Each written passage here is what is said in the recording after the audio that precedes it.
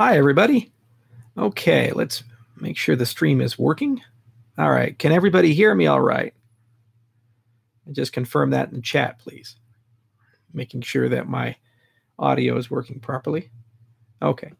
I had a little extra time today, so I figured why not actually do something a bit different. So every now and then I do an impromptu video talking about latest events for Cardano. And now I said, well, wouldn't it be cool instead of me broadcasting to you, you broadcast back to me and ask me some questions about things that have always been on your mind. So I don't know how long I'll be here or how much time I'll have, but I'll try to get to as many of your questions as possible. So feel free to share the link and send me all your questions. So a few things that have already been asked that I think probably would be good to break the ice. One is, do we have a partnership with Google, or what is the story behind Google, and what did we actually do there, and so forth.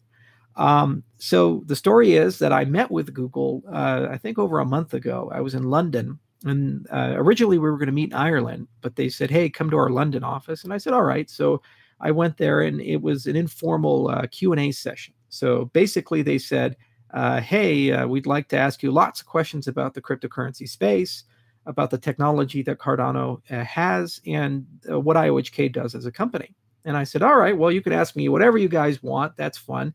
And let's hope that we come to some sort of good conclusion. So we were there for about 2 hours, give or take. And we produced a transcript of the questions that were asked. And then there was kind of a nice tour that they gave us of the building. And the London Google office was really pretty. We really enjoyed it. And we went about our way.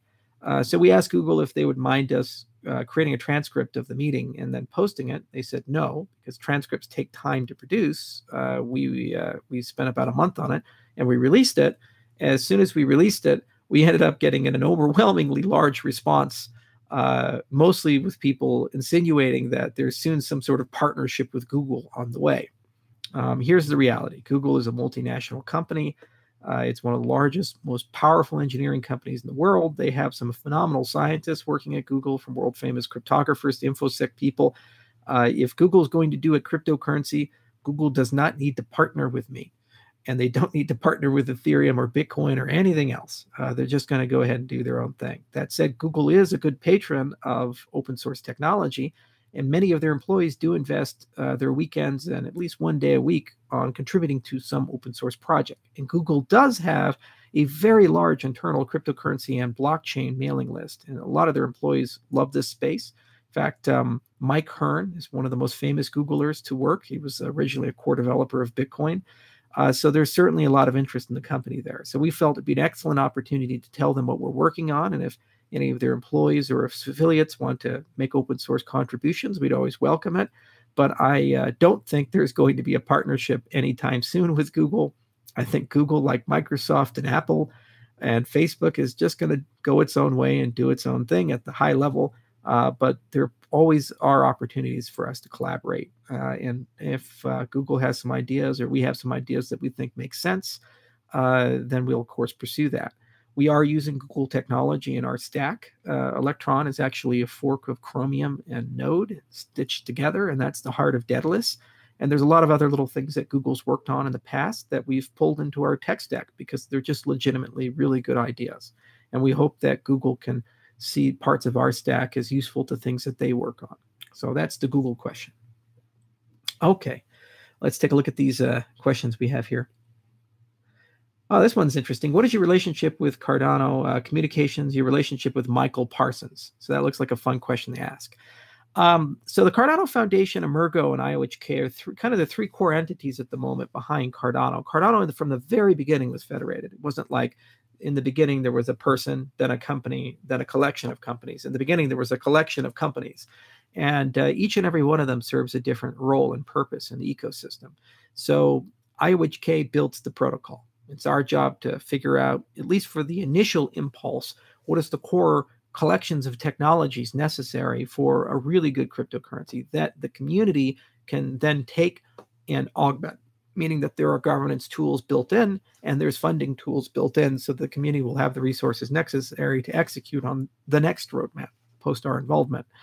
But then there, of course, needs to be an entity that's kind of the evangelist and that goes around and says, you should build on Cardano. You should use Cardano in your stack. Cardano is the most amazing thing in the whole world. And that entity is Emergo. They're kind of like our version of Consensus. Consensus is tremendously successful for the Ethereum ecosystem, and they've done just amazing work for Ethereum. And our hope was that could there be a consensus for Cardano. And that's what Emergo does, amongst other things. But then there actually needs to be that objective, neutral party that tends to keep everybody honest and make sure that the claims that are being made and things that are being done are reasonable.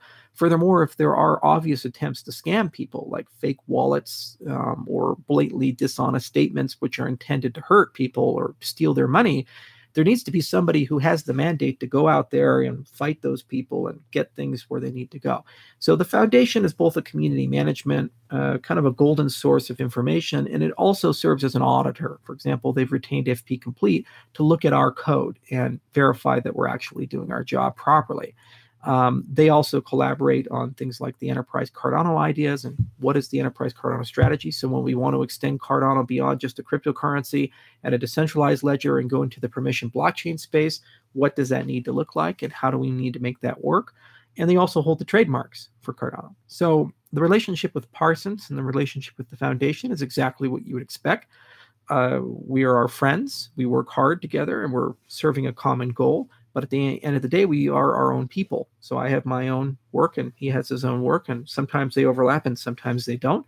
Sometimes we agree, sometimes we disagree. But for the most part, we've gotten along really well over the years. And we have a very productive relationship. Okay, let's see what we have here. Let's see here. Are any ZK snarks coming to Cardano ADA about SPV nodes? So snark technology is really interesting. So succinct, non-interactive arguments of knowledge. This whole notion of zero knowledge. So the point of zero knowledge is to say, okay, I know something and you want to know that thing that, or at the very least, you want to know something about that thing. Like, for example, I can claim I'm over a certain age, over 18, or I can claim that I know the password to get access to a file, for example. Now, the problem is that when I share that information with you, you gain knowledge in that if I share the password to get access to a file, you now also have access to the file. So anything that makes me special is now no longer special. So the point of zero knowledge is to verify to a person who's asking that you indeed do know something like the password to decrypt that file, but not actually give them that asset. So it's a very powerful primitive. It's something that was originally discovered in the 1980s by people at MIT, Sylvia Macaulay and others.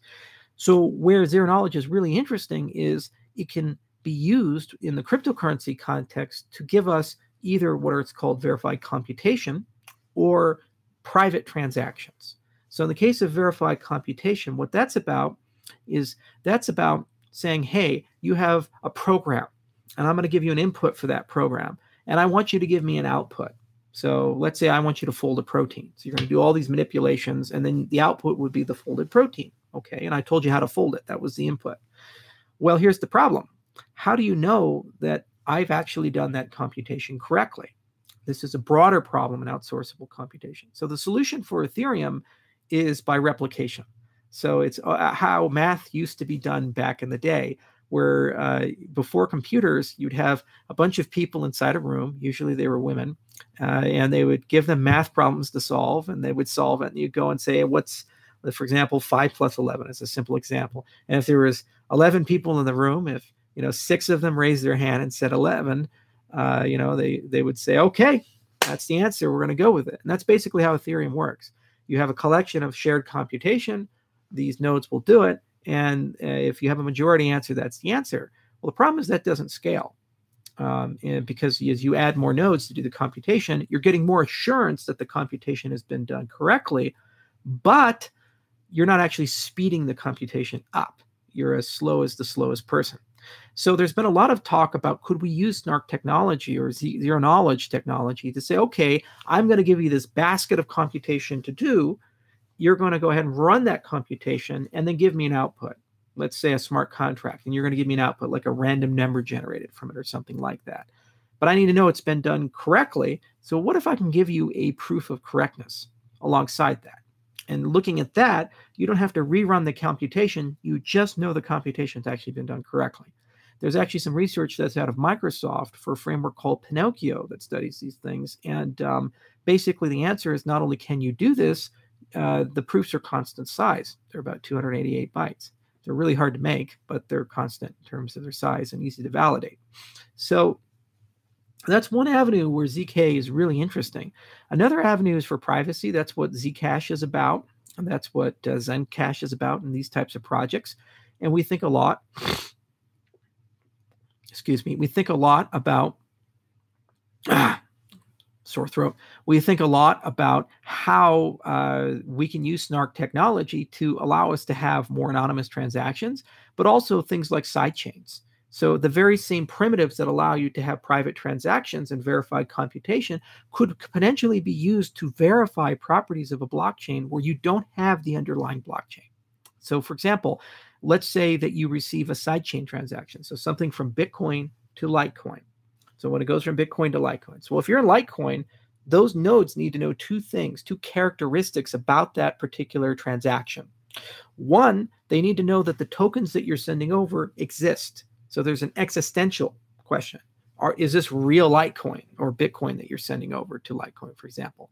Second, they need to understand that you haven't double spent those tokens. So how do we know that you've taken legitimate Bitcoin and you haven't also sent it to Dash, or you've sent it to Ethereum or something like that? So there's an existential question, and then there's a non-existential question, a non-existence of a double transaction. So it turns out that you potentially could build a proof using zero-knowledge technology that has a nice constant size and it's easy to validate that could answer both of those questions. And the validators of that proof would not necessarily need to have a copy of the entire other blockchain to validate that. So these are kind of a spectrum of things. Now, in terms of IOHK, what are we doing with respect to ZK and Cardano? So we have a collection of research streams that we're working on. One is the verified computation side of things. We have $1 million lab that we've set up at University of Edinburgh, led by Markov Kohlweiss. He originally was from Microsoft Research, and he left and became a professor up in Edinburgh.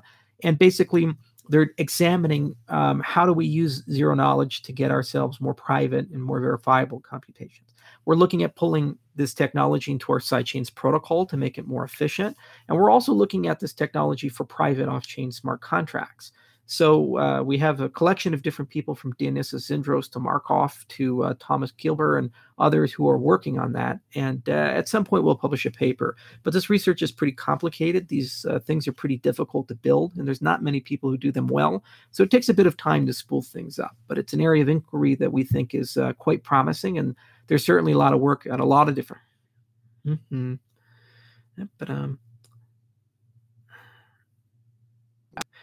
Now that Ethereum Classic has a good foothold, will IOHK continue to support ETC development? That's a good question.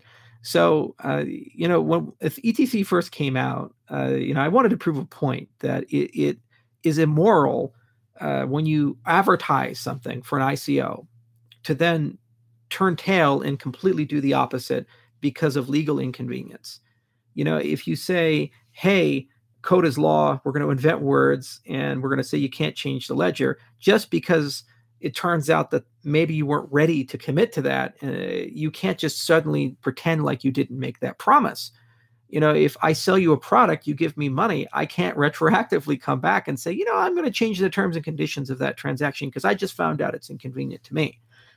Sorry, if you sold something, you have to deal with the consequences of the thing you sold.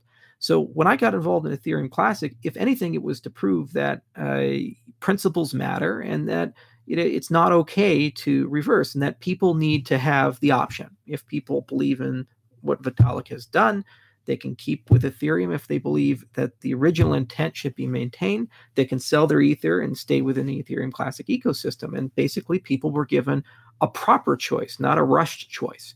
Now, one of the problems is that the Ethereum Classic community in the beginning had no credibility, because the majority of the infrastructure developers went over to Ethereum. So the Rust guys, the Geth guys, these people, they lived in the Ethereum side, and there was nothing going on the Ethereum Classic side that would indicate that Ethereum Classic actually had a competency that you would expect of someone who could not only maintain the chain, but also upgrade the chain and grow the chain. So we felt it was very important for us to invest money into building from the ground up a completely new client from nothing. So we just took the yellow paper, the documentation, we borrowed no code, we brought together a great team of Scala developers. We called them the Growth Indeed team. And we said, go have fun. And they spent basically a year constructing, at the moment, the most concise Ethereum client ever built. It's only about 12,000 lines of code. It's got beautiful test coverage. It's been security audited. It's fast. It's easy to use. It has the Daedalus front end, and we're going to make a lot of improvements to make that even better and bring in native ERC20 support so you can hold your ERC20 tokens in addition to Ether Classic. And we just went and did that. So now we're at a point where Mantis is not only out, it's gone through a major update, and it's going to go through even another major update. And we have to kind of make a decision of where will IOHK go with Ether Classic. And there's a lot of challenges. There are governance challenges, and that it doesn't have a leader. There's a very decentralized group of people, kind of like Bitcoin, who are doing different things, and each and every one of them kind of has a vision and a different idea. Also, like Bitcoin, there's no centralized source of funding. There's no one who has this like ICO pool of money or pre-mine who then gets to decide who gets funded, even if they're beneficent and give you grants. There's still no one there. So there has been some attempts to create some capital aggregation, but we haven't quite seen that materialize in a way that would be productive for everybody yet, but it doesn't say it's not going to happen. So we're going to have a summit in September, and I'll be attending and presenting, and we're going to be showing off our latest version of Mantis, where we have built-in Ethereum support. So now Mantis targets both Ethereum Classic, Ethereum, and it's an ERC20 wallet. So you can basically have a God's eye view of all those asset types, and it'll have a few other things built under the hood that are very nice. And because this is a full node, you can actually technically run the entire Ethereum network or the entire Ethereum Classic network just off of that code base. Then we'll discuss at the summit with the other people, what should 2019 look like? And does it make sense to scale up effort, keep the effort at the same level, or gradually scale down effort and let the community manage that node that we've written? But I think it's overall mission accomplished. Most people respect Ethereum Classic at this point, if anything, just for its principles. Most of the fights of the past have been resolved, and even Vitalik himself actually still holds some Ether Classic. And a lot of people in the Ethereum ecosystem, turns out, never sold their Ether Classic. They kept it.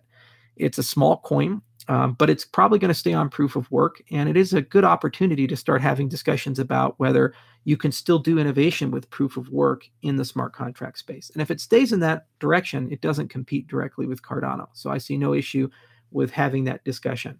So that's basically where we're at right now. The Growth Indeed team did a tremendous job. The other thing is they did a very transparent job. So if you actually go to our YouTube channel and go to the IOHK channel, and you look at the Growth Indeed meetings, you can start from March of last year and like clockwork every single week, watch a 10 to 20 minute meeting of the developers getting together and talking about what they accomplished that week.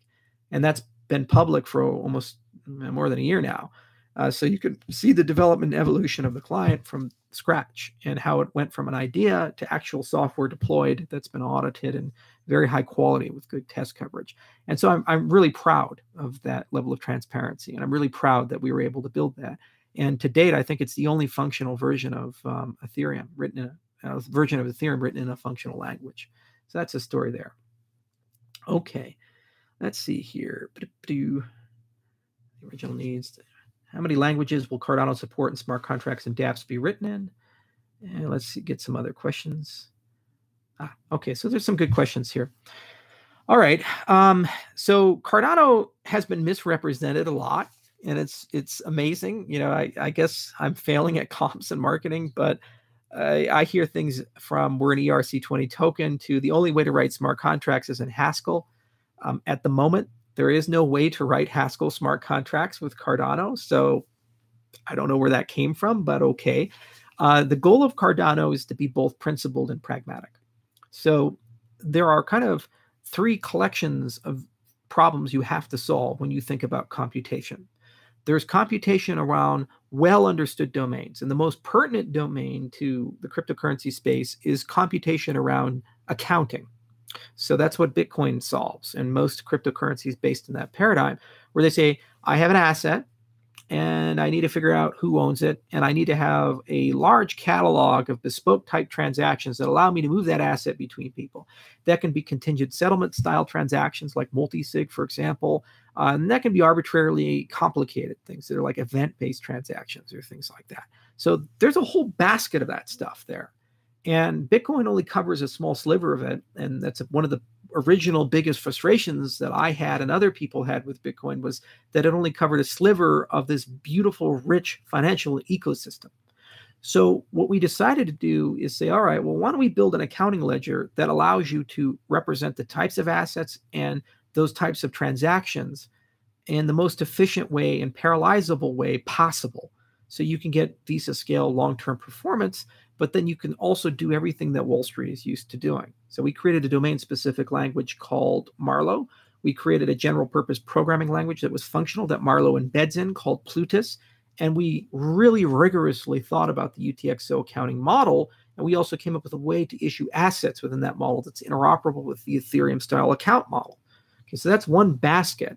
And we're going to put a huge amount, and we're actually already putting a huge amount of money and effort and resources into getting that where it needs to go. That team has grown from 2 people to 6 people, and it'll soon grow to 8. And we're getting to the point where we're starting to run thought experiments about different types of exotic transactions and other things, and making sure that all our security assumptions are great. So that's awesome, and that's going to kind of finish what Bitcoin started. Then you have the Ethereum style computational model, which is replicated or some notion of distributed computation.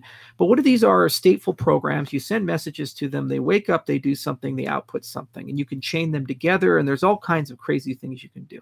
So if you want to build a DAO, or you want to build a ride sharing application, or these types of things, you can have these types of programs. Now, Ethereum kind of brought this model to the forefront. Cool model, interesting model. The problem is that model at the moment does not scale, and anybody who's actually using that model for anything that's more than a toy has had to interface that with off-chain activity. So basically they've either had to leave Ethereum, or they've had to kind of build a 2-layer network where the blockchain does a little something, and then there's some server off in the distance that does something else. That's okay, because it's prototype technology. It's not so capable in the beginning. So we have a bunch of threads of research that we're doing about how do we make that model better. So first, how do we pull some of that computation off the chain and allow you still to do it in the same type of trust model or similar trust guarantees than you have as if it was replicated. So that's things like what Markov is doing with Snark technology. And we're also looking to things like state channels and so forth. And there's a lot of different pathways you can go. Second, you have to make sure that when you do things on this slow engine, that they're done as securely as possible and most reliably as possible with the most interoperability as possible. So that's why we engaged runtime verification. We said, first, spend a lot of time and effort understanding Ethereum. So they wrote the KEVM paper and wrote formal semantics for that, but then also built something completely new that is built from the ground up to be really the best foundation for a virtual machine for smart contracts in this model. So they created Yella. And Yella was based on LLVM, which is a very successful framework. Apple funded it. Steve Jobs himself really liked it. The department chair of University of Illinois, Urbana-Champaign, is the one who built it with a few others. So we think that that's something very awesome, and it really can provide a lot of power. Now, if Yella alone would be cool, and it's pretty easy to write compilers for Yella because it's like targeting LLVM, and that's very well understood at the moment by language designers. That said, we need interoperability as well. And so we've invested a lot of money through runtime verification in this concept called semantics-based compilation. It's complicated, but basically the concept is if you take a language and you write that language in a very special way, you pay that cost one time, then what happens is you can then take a program written in that language and translate it into another program written in another language that's also been written in that very careful way. So if you have K-semantics for one language and K-semantics for another, you can do some notion of a translation between the two.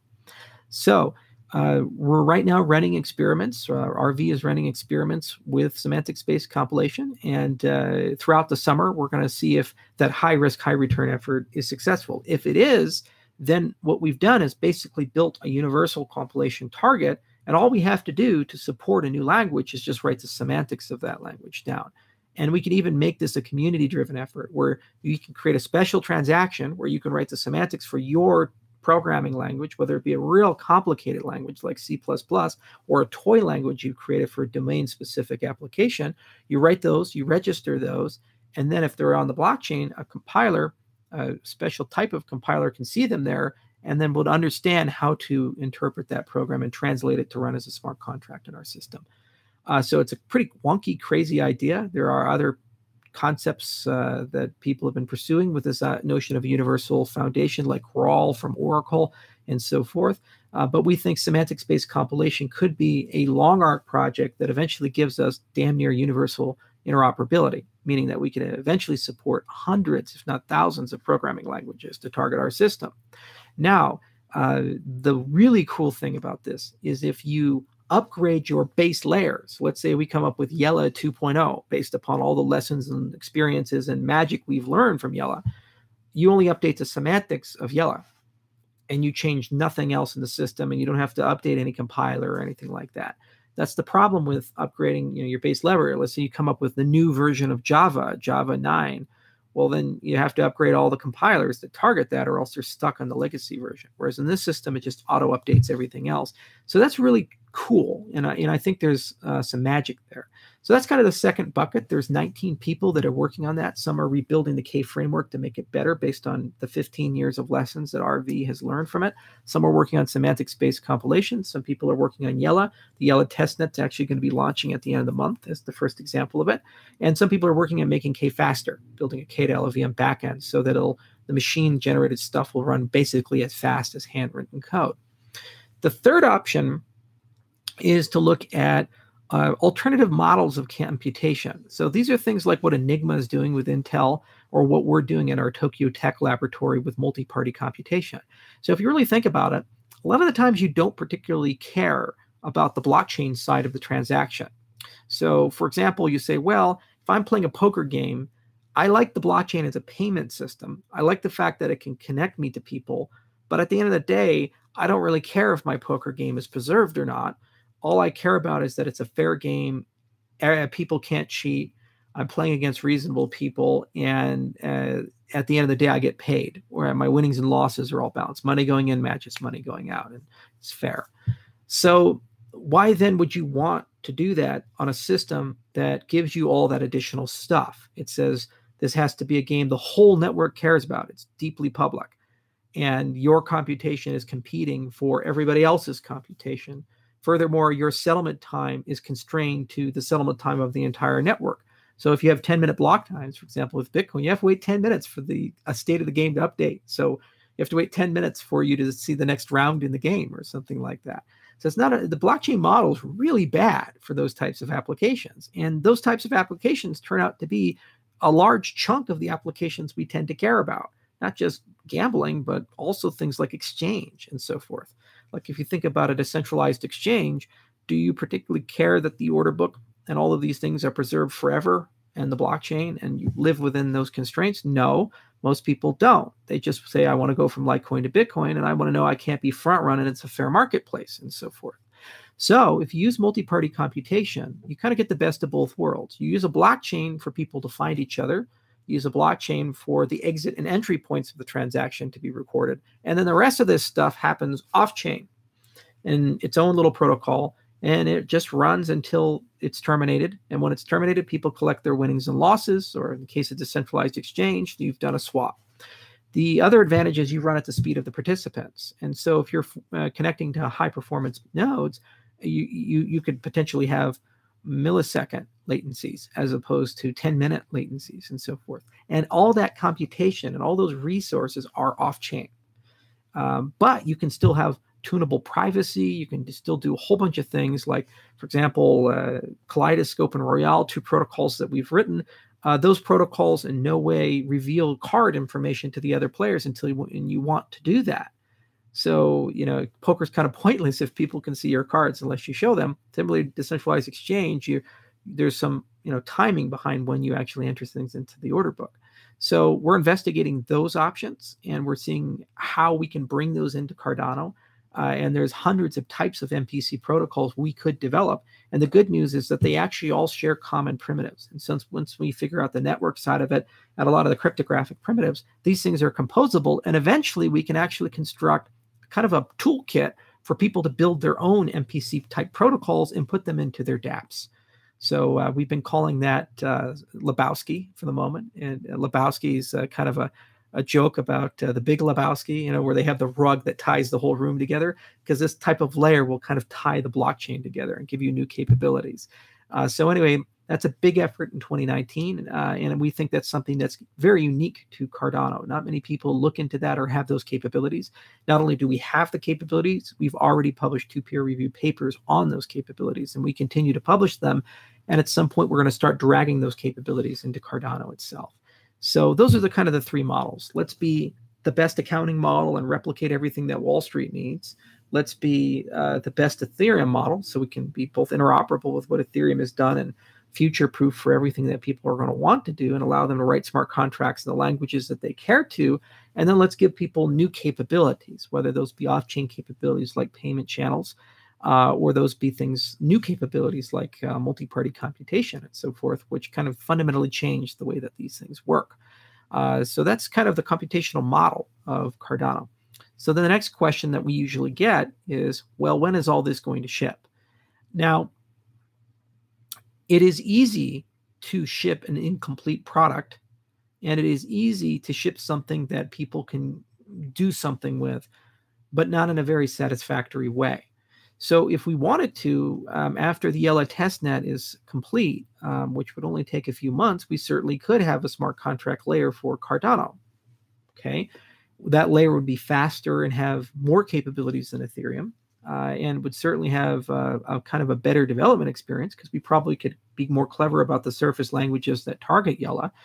But at the end of the day, it wouldn't be revolutionary, in that it wouldn't actually give you completely new capabilities like the MPC stuff. So there's always a war as a CEO and as a product manager to decide the balance between revolutionary new things and being able to be pragmatic and give people capabilities that they care about. So we're exploring options about getting smart contracts into Cardano, even if they're not super revolutionary and completely change the world. But we have to also make sure that we do that in a very safe way. So after the yellow testnet's had some time to run, we'll take a look at where we're at, take a look at where our sidechains protocols are at, and then we'll make some form of announcement of when we think we can start linking CL and SL together. We already have an Ethereum version of CL running. It's been running for over a month, and the yellow version will be running at the end of this month. So, you know, all the things you've come to know and love with Ethereum, you'll be able to do, and then we'll have some new capabilities that we roll out as well. What's really exciting is Plutus and Marlow, because that's a totally new thing, and we think people are going to really love that. And our hope is to pull that into SL itself if possible, so that you have the absolute best ledger to issue assets on, if that's your desire. In terms of new capabilities, the way we built our development model, as they're available, we should be able to roll them into our system in a very organic and natural way. So they don't require massive disruptions or huge hard forks or like huge amounts of planning and so forth. And the system is kind of layered and encapsulated. So even if one of these components was to fail, it wouldn't cascade through the system and cause the system to completely shut down. That's one of the advantages of layering. It's a little bit more expensive in terms of time and architecture, but it certainly does give you a lot more protection than you would otherwise if you had a big monolithic system. So that's the smart contract story. In short, yes, you'll be able to write smart contracts in more than just Haskell. I would really love to be able to write a JavaScript smart contract at some point. I really would love to be able to write a Java smart contract and a C++ smart contract. And I think that we have a good strategy for bringing these things into our system within a reasonable period of time. Okay. Another one is, what do you think it will for altcoin or to decouple Bitcoin? You know, so basically what CryptoKylie is asking is, will we forever be in a paradigm where Bitcoin and altcoins are linked together? And when Bitcoin goes up, altcoins go up. When Bitcoin goes down, altcoins go down. And basically Bitcoin is leading the pack, and it's completely in charge of this stuff. And the reality is that it's like any marketplace. When you first start, there's a leader in that marketplace who sets all those standards in that marketplace, and everybody is just a mirror of that, in that they do something more or they do something differently, but you're basically focused on that. then what ends up happening is that the marketplace grows, and then you end up getting diversity within that marketplace. And what happens is that people start caring less and less and less about the leader. If it's IBM with computing hardware, they used to own the entire industry. Now no one really cares. They've left the market. Microsoft with Windows, which used to be a complete monopoly, and everybody had to build their applications a certain way to correspond to their vision. And now more people target Android and iOS than they do Windows, and they don't really even care about Windows anymore. Or Internet Explorer. Now we have a diverse browser ecosystem with Chrome and Mozilla and Safari and so forth. And I imagine that the exact same thing is going to happen. What's going to end up more likely occurring is Bitcoin is going to pull back because of its rate of evolution and become a digital commodity. It's going to become digital gold. And it's going to be an anchor in the system, a gateway drug into the system with a high degree of liquidity, lots of fiat pairings, good exchange access. And then once you're in Bitcoin, eventually Bitcoin will be capable enough to reasonably communicate with other cryptocurrencies. Maybe this will take 3 years, maybe it'll take 5 years, but those bridges will be constructed. And once constructed, we have kind of a web of different cryptocurrencies. And there's infrastructural plays, like people who are trying to kill Facebook and replace it with a decentralized version. People are trying to kill Uber and replace it with a decentralized version and so forth. So there's kind of like services. There'll be other digital commodities that have different characteristics about them to compete with Bitcoin. And then you'll have dApp tokens and these things. So there'll be this web of value that happens, a web of blockchains. And these things will look more like the stock market. So they'll all respond to macroeconomic trends. So they'll all go down and up based upon big events that affect the entire industry, like if there was a huge regulatory change, for example. But other than that, when Microsoft goes up, it doesn't necessarily mean ExxonMobil is going to go up. ExxonMobil can go down, Microsoft goes up. They're loosely correlated. They don't have much connection to each other. That said, there are things that are denser connected, like Microsoft, Facebook, Google, Apple. These companies tend to be in the same sectors and compete with each other. So when one goes up, the other ones tend to go up or down. But there's some stronger, tighter correlations between those pairings. And it'll be the exact same thing for cryptocurrencies. You'll have the digital commodity class of cryptocurrencies. They'll probably be clustered with each other. And when Bitcoin goes up, they'll try, rising tides. They'll go up. But it will not have as dramatic of effect on infrastructure tokens. For example, if you look at Ethereum and Bitcoin, the coupling over time has already started to naturally decrease. And when Ethereum goes up or down, or Bitcoin goes up or down, they don't impact each other as much as you'd think. They still do. Bitcoin's still a Goliath, and Bitcoin usually is the kind of the canary in the coal mine. If it rapidly goes down or rapidly goes up, everything tends to follow it. And that'll probably be the case for some time. But as these markets become more mature, more advanced financial products are created, I do think we'll see some separation. Okay, let's see here.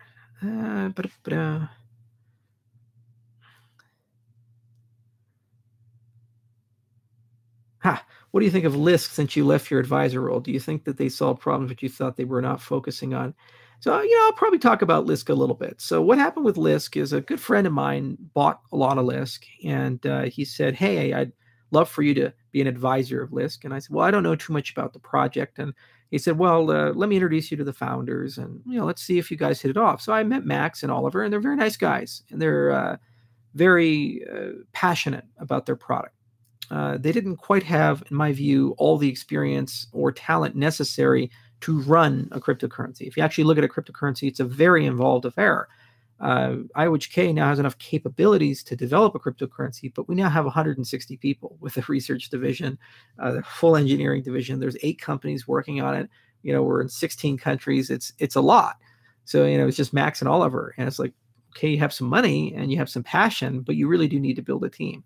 So we talked for a while, and my advice was, well, I could come on as an advisor and help you guys, since you now have capital, to basically make some obviously good decisions. For example, you couldn't just have money sitting in a trust or personal account. You needed to put that money in some sort of legal structure that was built in a way to achieve the mission of the people who gave you the money. Like with Ethereum, Vitalik and the rest put the money in the Ethereum Foundation. So similarly, I recommended creating a Swiss foundation. And there's a lot of little advice that I gave like that. But at the end of the day, what ended up happening is about 6 months into the year that I agreed to help them come on board, I became increasingly frustrated because I felt like things were moving a bit too slowly, and that my advice really wasn't being listened to, or I should say, even if it was being listened to, it wasn't being executed on in a way that made sense.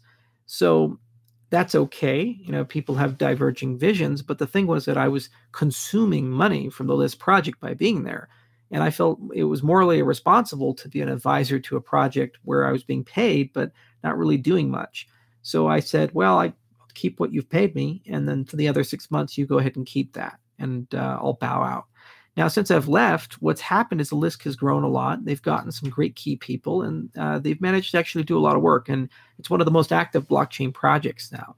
And I'm very proud that Max has been able to get himself, it seems, where he needs to be. And I hope that List can find its own way and really become a great platform for people to use. There was a project that Microsoft released called Project Bletchley, which was kind of like a blockchain as a service project. And there's a litany of things you could imagine, like consensus as a service or storage as a service. And I always felt that that was a good direction for List to go into. That's kind of a direction that EOS has been pursuing. So if they go down that road, I think List will have a lot of utility and value. And because they've chosen a language that is easy to develop in and easy to find developers for, and they got a pretty good foundation to build on, I think they can execute very quickly. And List can still be quite a valuable project.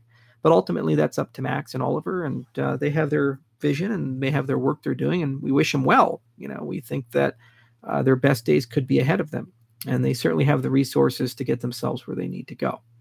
And that's really the nature of the space. If you look at it at the end of the day, there's more in common between projects than there is in opposition between projects. There are some projects that are very difficult for a variety of reasons for me to understand or relate to or interact with. And some of the communities of these projects are extremely negative and toxic and say incredibly hurtful things for sometimes no reason whatsoever. But for the most part, once you separate that drama and the small minority of people that actively seek to be bad actors, for the most part, people like working together or talking together. We talk to the Dash people. Charlie, Lee, and I are always having fun on Twitter. And there's a dozen or so projects that I interact with on pretty much a weekly basis, if anything, just to ask them where the roadmap is at, what's going on. And, IOHK is not just a Cardano company. We're a blockchain company, and we build blockchain technology. We develop protocols.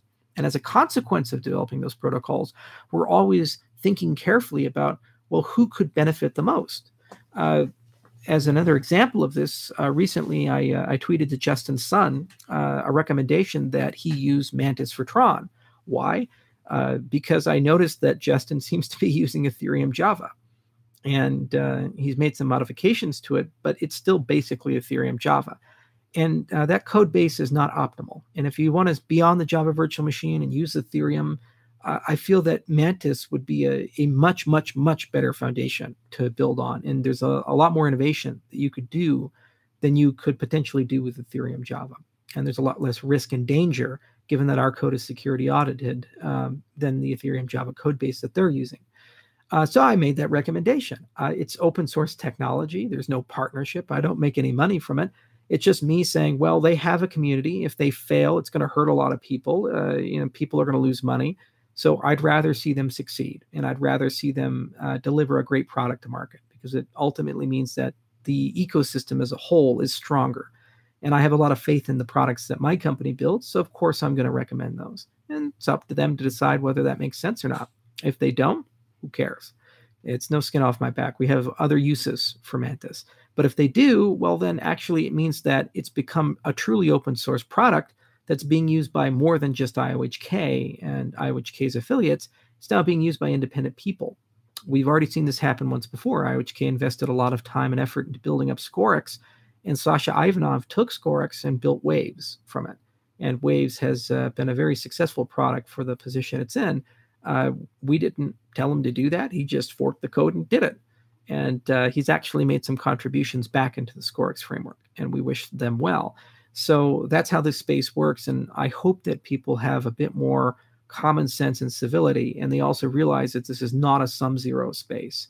The reality is this space is much more nuanced, and we should focus on the things that hold us together rather than the things that tear us apart.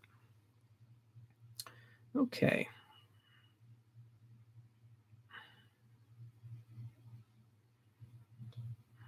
Let's see here. And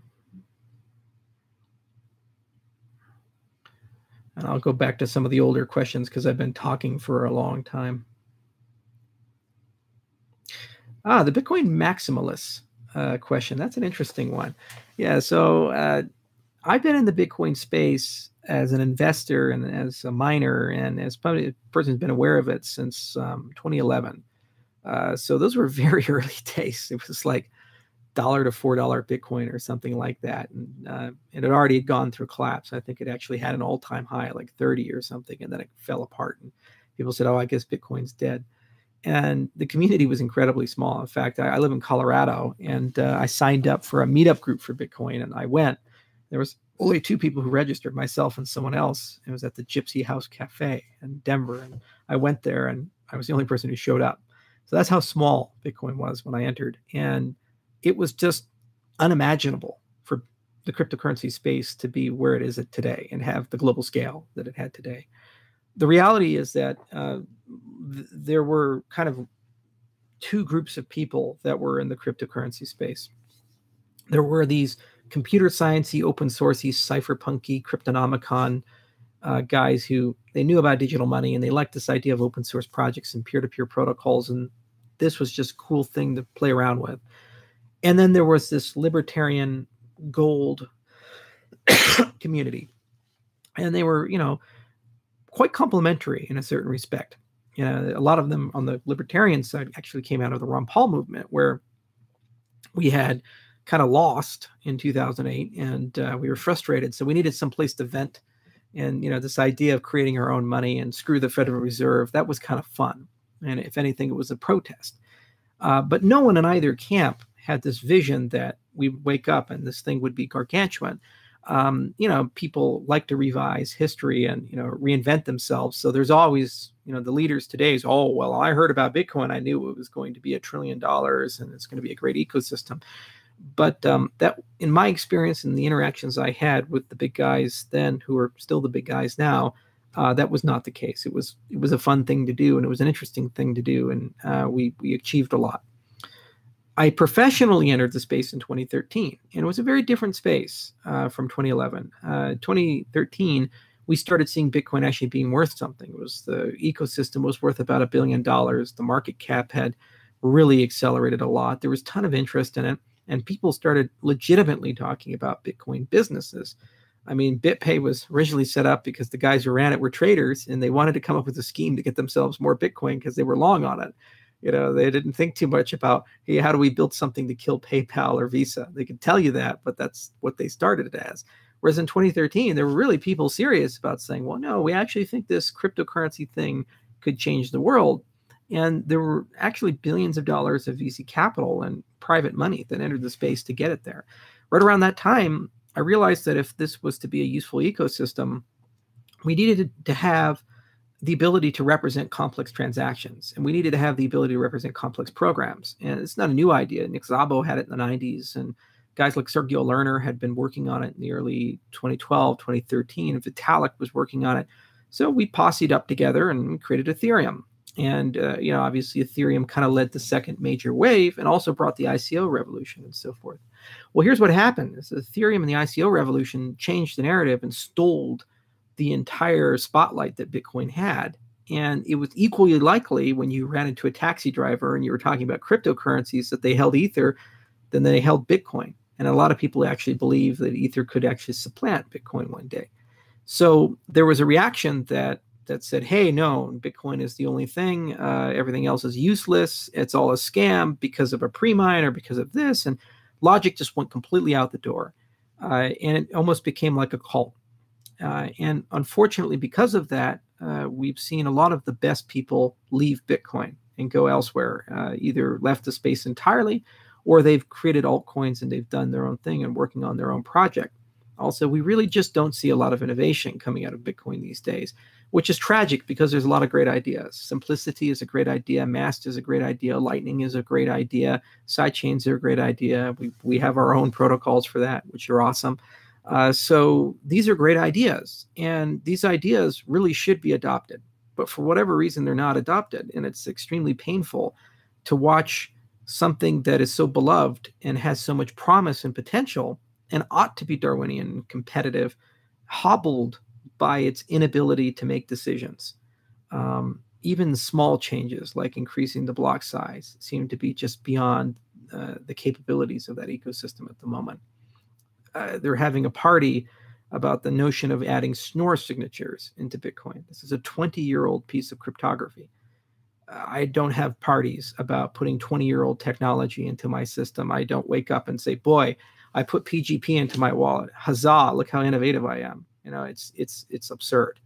So I think Bitcoin maximalism is a difficult tribal response to either jealousy of the innovation and the narrative that the altcoin space has stolen. And it's also a lot of people being very unreasonable about what it takes to innovate. No matter how brilliant a person is, no matter how incredibly well thought out an idea is, it's subject to modification due to the nature of new ideas, new realities, technological improvements. The Wright brothers can be the greatest geniuses in the world, but nobody in their right mind would build a commercial airline off of the Wright brothers plane. And to say that somehow Bitcoin was so magical that it, in its original design, is going to somehow serve as a global payment system, a global commodity, a global smart contract system, is absurd. It's absolutely absurd. It's provably wrong. Furthermore, it is really starting to show its vulnerabilities. Recent paper that came out in March of 2018, written at Cornell University, measured the level of decentralization in the Bitcoin network, and it indicated that there are less than 20 major nodes in the system that control 80 to 90% of the total hash power, depending upon the range that you look at. That's not a decentralized system. And also the supply chain of these devices necessary to control the system are patented, controlled. Even if you could buy them, you're going to get them much later than the people who make them. And you're going to be competing with people with subsidized power.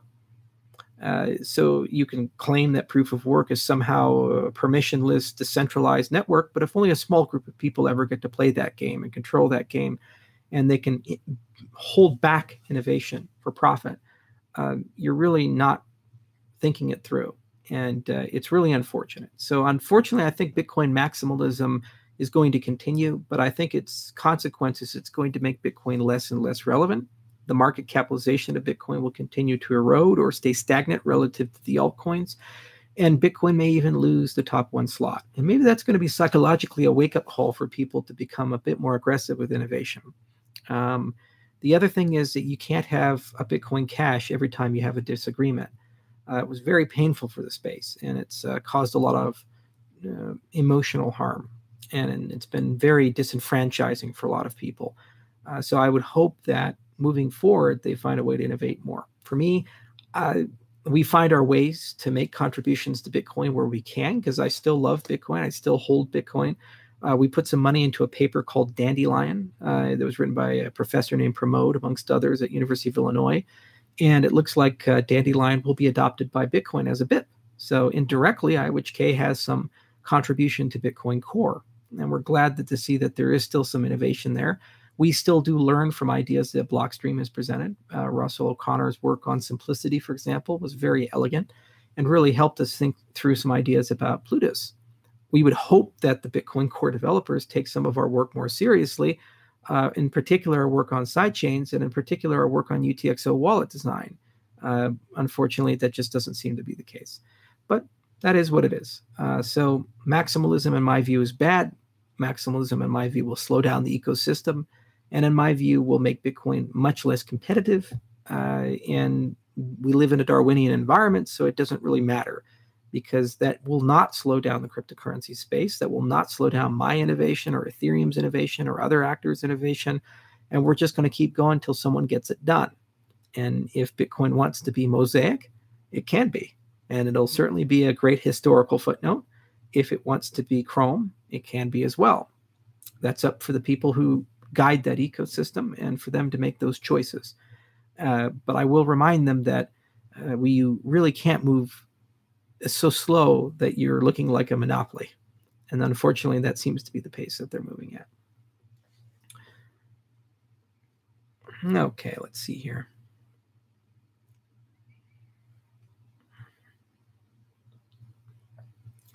Ba-dum-ba-dum.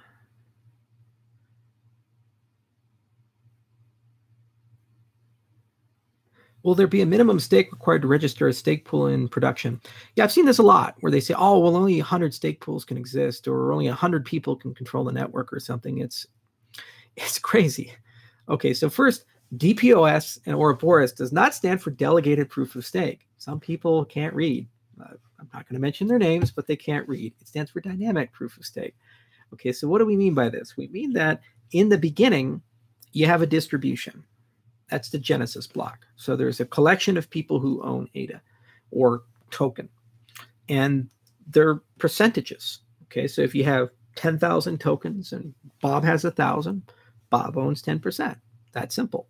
So when you have a distribution, then you can use that distribution as the input into a lottery, and then you can run it, and your chance of winning is proportional to the amount that you have. And then you can populate a collection of people whose responsibility is to run the network. That's step one. Then you have to make a decision of, are you going to actually show up and run the network for your turn? Are you not going to do that?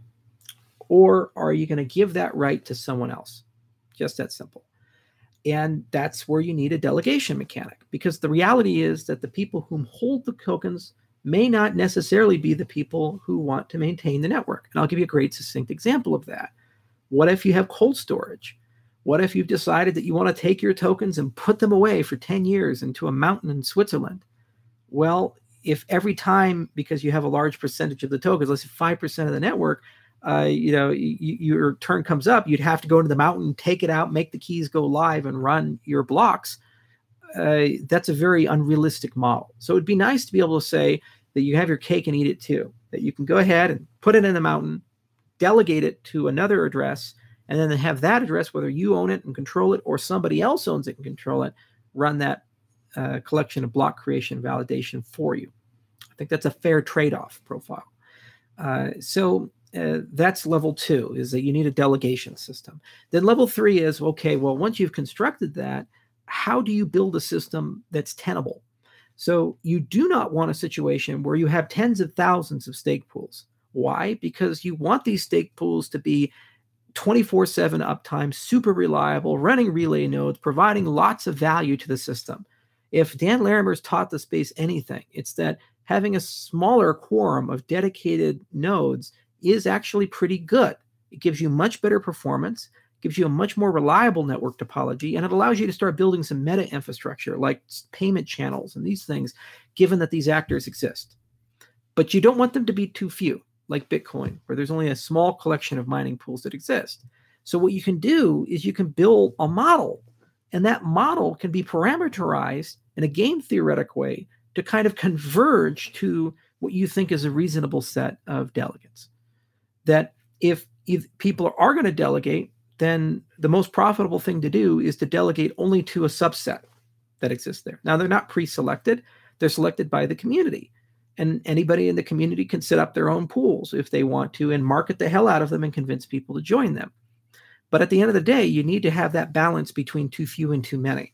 Too many creates performance issues. Too few creates resiliency issues and centralization issues. So you want to have a reasonable set. And then you want to have controls where if they don't do their job, there are economic recourses for them to not get paid and thus lose all the stake that's been delegated and lose the brand and reputation that they've constructed. So that's the third layer. And that's what we've written in a paper that's soon to be released about how that model works and how to set those parameters. Now, what's going to happen is that we're going to allow people to register stake pools on blockchain. It's going to be a real easy process to do. Anyone can do it. They pay a transaction fee to register it, but there is no minimum stake required to do it. And then it's just how good of a marketer you are to get people to come on board and run with your pool. Second, we're going to create some form of an image, like a Docker image, that has basically a default stake pool. And you can just take that and deploy it to Amazon, or take that and deploy it to Rackspace and so forth, and try to run that as a business. And what fees you charge for that pool, so how much the pool gets versus how much do the people who have delegated to it get, is set by you during the registration time. So I think that's a good starting model. Now, course, can have some issues, and we're going to try to work our way through those. But I think that's the way to get started, to bootstrap the system. And you don't go from nothing to something. What you do is you have a series of iterations that allow you to get there successfully. So what we started stake pool registration through a form, and anybody who was interested, we collected thousands and thousands of people who were. We're going to launch a test net at some point soon. And once we launch that test net, it'll have everything set up for stake pools. And then we'll run a subset of them, maybe 100 or 200, and we'll take a look at performance. We'll take a look at reliability and take a look at operational costing and so forth.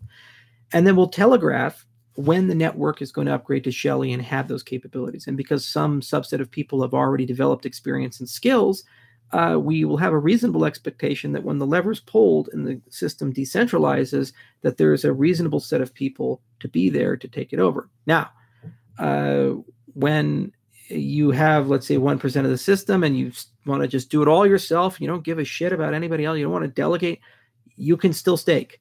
You have 0.1%. If you want a slot, you can still stake. Those capabilities are built in. It's dynamic in that respect. Ultimately, it's the user's decision whether they want to show up to make the blocks they've been elected to, or they want to delegate that to somebody else. That's your decision as the user if elected. And I think that's the fairest way of running the system, because what's going to end up happening is you're going to have consensus as a service, and you look at stake pools as providing value to the system. And then it's a game of who can provide the most value, which means these pools are competing with each other because it's a race to the bottom just to compete on fees. And so, people are always going to be charging less and less. So other people are going to say, hey, I'm going to offer Oracle services, and I'm going to offer payment channels, and I'm going to offer off-chain computation, like enabling MPC circuits and these types of things. And so tougher and tougher competition will be, more and more services are provided to the ecosystem, which means over time, Cardano gets faster and gets more capable at a lower cost to everybody in the system. That makes common sense to me. If we get it wrong because we built models first, we can retune the models, and it'll be blatantly obvious that we've got it wrong, because we can look at things like, for example, chain quality. We can say, okay, there's 20,600 slots in an epoch. How many blocks were actually produced? Were the blocks produced in a reasonable synchronized order, or were they coming in asynchronously? Were blocks being properly propagated and transmitted through the system? How long did it take for them to traverse the network diameter? There's hundreds of metrics we can follow, and each of those would give us a strong indication of whether the network is healthy or unhealthy. If the parameterization is wrong, then the network will tend towards an unhealthy configuration and state. If the parameterization is right, then the network will be healthy and resilient, and you can perturb it, and it would still be able to run effectively. That's how you release a consensus protocol. You do it in layers, you do it in a systematic way, you do it with a lot of telegraphing and a lot of community involvement, and then you get the system out there. Now, over time, the system will scale into other configurations. When we're no longer in a replicated mode and you are having lots of nodes doing different computations, then it's actually advantageous to have a lot of stake pools, because instead of having 100 people do the same thing, you're having 100 people do different things. So it's probably a good idea to have tens of thousands, hundreds of thousands, millions of people involved in the validation and consensus process, because it means you're getting amplification as you add new nodes, not replication. That's called Ouroboros Hydra, and it's a research effort that we're right now looking aggressively into from first principles. And as we enter 2019 and 2020, that's going to be the next major configuration of the system. So the goal with Shelley is get stake pools out, get delegation out, get all these rewards out and these types of things, and just get the system decentralized and working and handed to the community. Then the next generation is, now how can we leverage the fact that the network has hundreds of thousands to millions of people so that we can have incredible performance, like tens to hundreds of thousands of net transactions per second over an arc of time. So that's the next big move. It means you have to change your incentive models. It means you have to develop more sophisticated security models. It means that you have to give up the idea that everybody is going to be synchronized with the network and have the same view of the state of the network, that they'll eventually settle, but some people will see things before other people. And so you have to think very carefully about the security consequences of that. But we understand this problem. We understand the trade-off profile of that. And we have actually one of the best Byzantine researchers around. His name is Matthias Fritz, who's from Switzerland, and he worked at ETH Zurich. And we brought him on board specifically to work on this type of project. And over time, you'll see some papers being published. If you're more curious about trade-off profiles, there's a great paper called OmniLedger, OMNILEDGER, which is written out of Trinity College and École Polytechnique Lucerne. And this is a paper that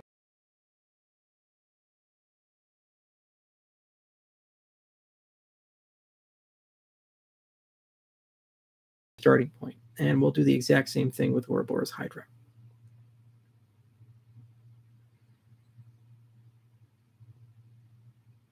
Let's see here. Charles, have you complained to Twitter about the impersonators? I have complained to Jack himself in email format, text message, on Twitter. I complain and I complain and I complain. And I say, Jack, I have nearly 100,000 followers. Why the hell don't I have a verified status? I will give you a copy of my passport. I will fly to California and go to your house and hand you my passport for you to physically, see. Just give me a damn blue badge, man. You gave Justin's son a fucking badge from Tron, for God's sakes. Unfortunately, I keep hearing the same answer, which is verification was shut down last year. And as a consequence, you're just going to have to wait for us to turn that back on, and then we'll have a process for it. There are some politics behind verification, not related to our space, more related to left versus right, where certain right-wing people were getting verified. And I guess Twitter was concerned that that looked like an endorsement of alt-right people or something like that. And they got heavy criticism from people on the left. So they decided to do what all companies do when they get heavily criticized for something that doesn't produce value, to hide in their shell. So they just shut off verification, said we'll get around to it again. So anyway, the net result of that is that every single time I post a tweet, there are about 10 or 15 bots that post basically tweets on my tweet saying that I'm giving away Ether. I do not own any Ether. I have 0 Ether. Historical fact, I've never actually owned Ether my entire life. I was entitled to 293,000 Ether. I didn't take it. I told them give it to someone else. So I've never owned Ether. I have no Ether to give away. I mean, if you're smart with a bot, maybe you'd say I give away ADA or something, okay, because the company has some. Or Ether Classic, but I've never owned Ether in my entire life. I have no Ether to give away, for the love of God, you people. But every time I post something, there's 10 to 15 tweets with bots saying, hey, let's go ahead and give you some Ether. So ignore them. They're not real. They've gotten more sophisticated. Now they're impersonating me on Telegram, messaging people privately saying we're beta testing a wallet and give us some ADA to test it. There's never underestimate the cleverness of these people. So just use common sense. I will never ask you to send me money. I have plenty of money. I'm okay.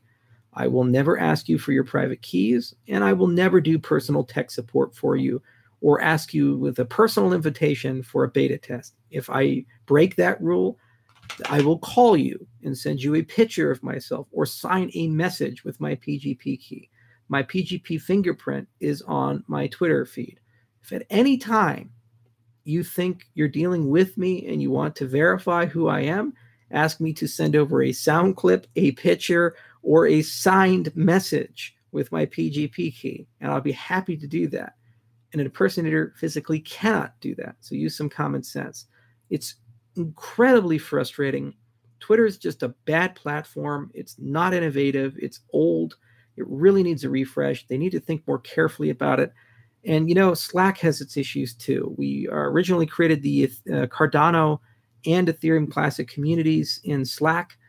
We had thousands of members. We ended up abandoning those platforms because we had the exact same issue. People would create bots. Bots would impersonate certain key members and send everybody messages saying, give us ADA or give us Ether, give us your money, use my Ether wallet. That was the big scam. It was not my Ether wallet, it was a fake wallet.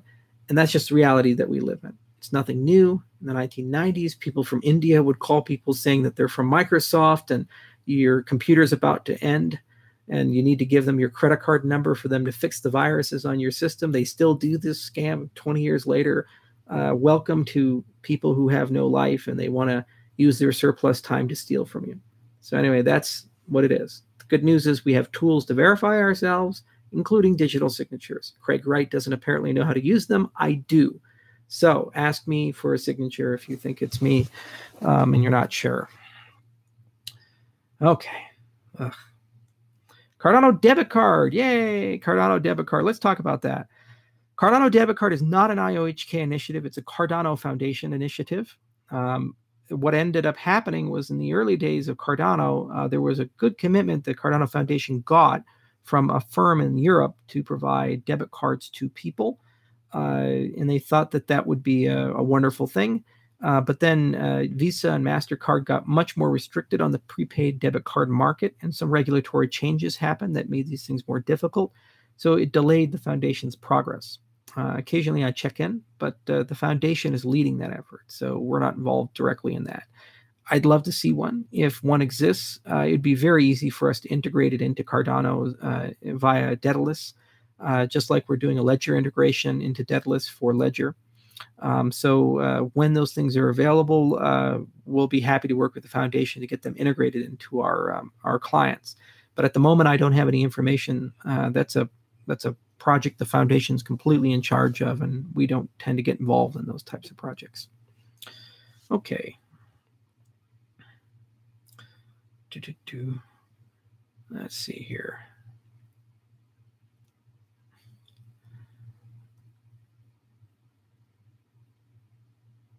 Geostamping and the Xian relationship. So let's talk about that. So Xian is an interesting firm. It's led by a guy named Michael Manelli. And Michael he actually has a Wikipedia page if you're interested about it. He went to Harvard and London School of Economics. He's a very elegant guy, lives in London. He's a member of the City of London, and he runs a consultancy that has for more than 2 decades worked with the banks called Xian. And he's written a lot of great things. In fact, I think I don't have it here, it looks like.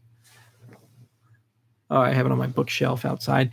He even wrote a wonderful book called The Price of Fish. Smart guy. So Michael Parsons is a very good friend of Manelli. They've known each other for a long time, and Manelli is always interested in doing research in the cryptocurrency space. And so while IOHK does a lot of hardcore research into things like protocol design and security and ZK snarks and these things, we don't think so much about uses of that technology as much as we should. Like, what are the law and policy implications, or how would you build a geostamping system, or these types of things. So the foundation approached Xian to basically write a collection of reports. I think they come out every month or 2 months, and every one of them is topical. Like, one's on quantum computing and one's on geostamping and so forth, and governance. And each report kind of covers what's going on in the space and how best practices from legacy industries could be used in the blockchain industry for these particular things, or perhaps an innovative new protocol idea. The hope is that these reports could eventually be turned into layer 2, layer 3 protocols, or to dApps that could run on Cardano. And it's a way to kind of dream up how do we make Cardano more useful. So all of the reports are open. They're on the Xian website, and I think the foundation also releases them on their website. And highly encourage reading them. They're usually written by domain experts, and they're pretty comprehensive.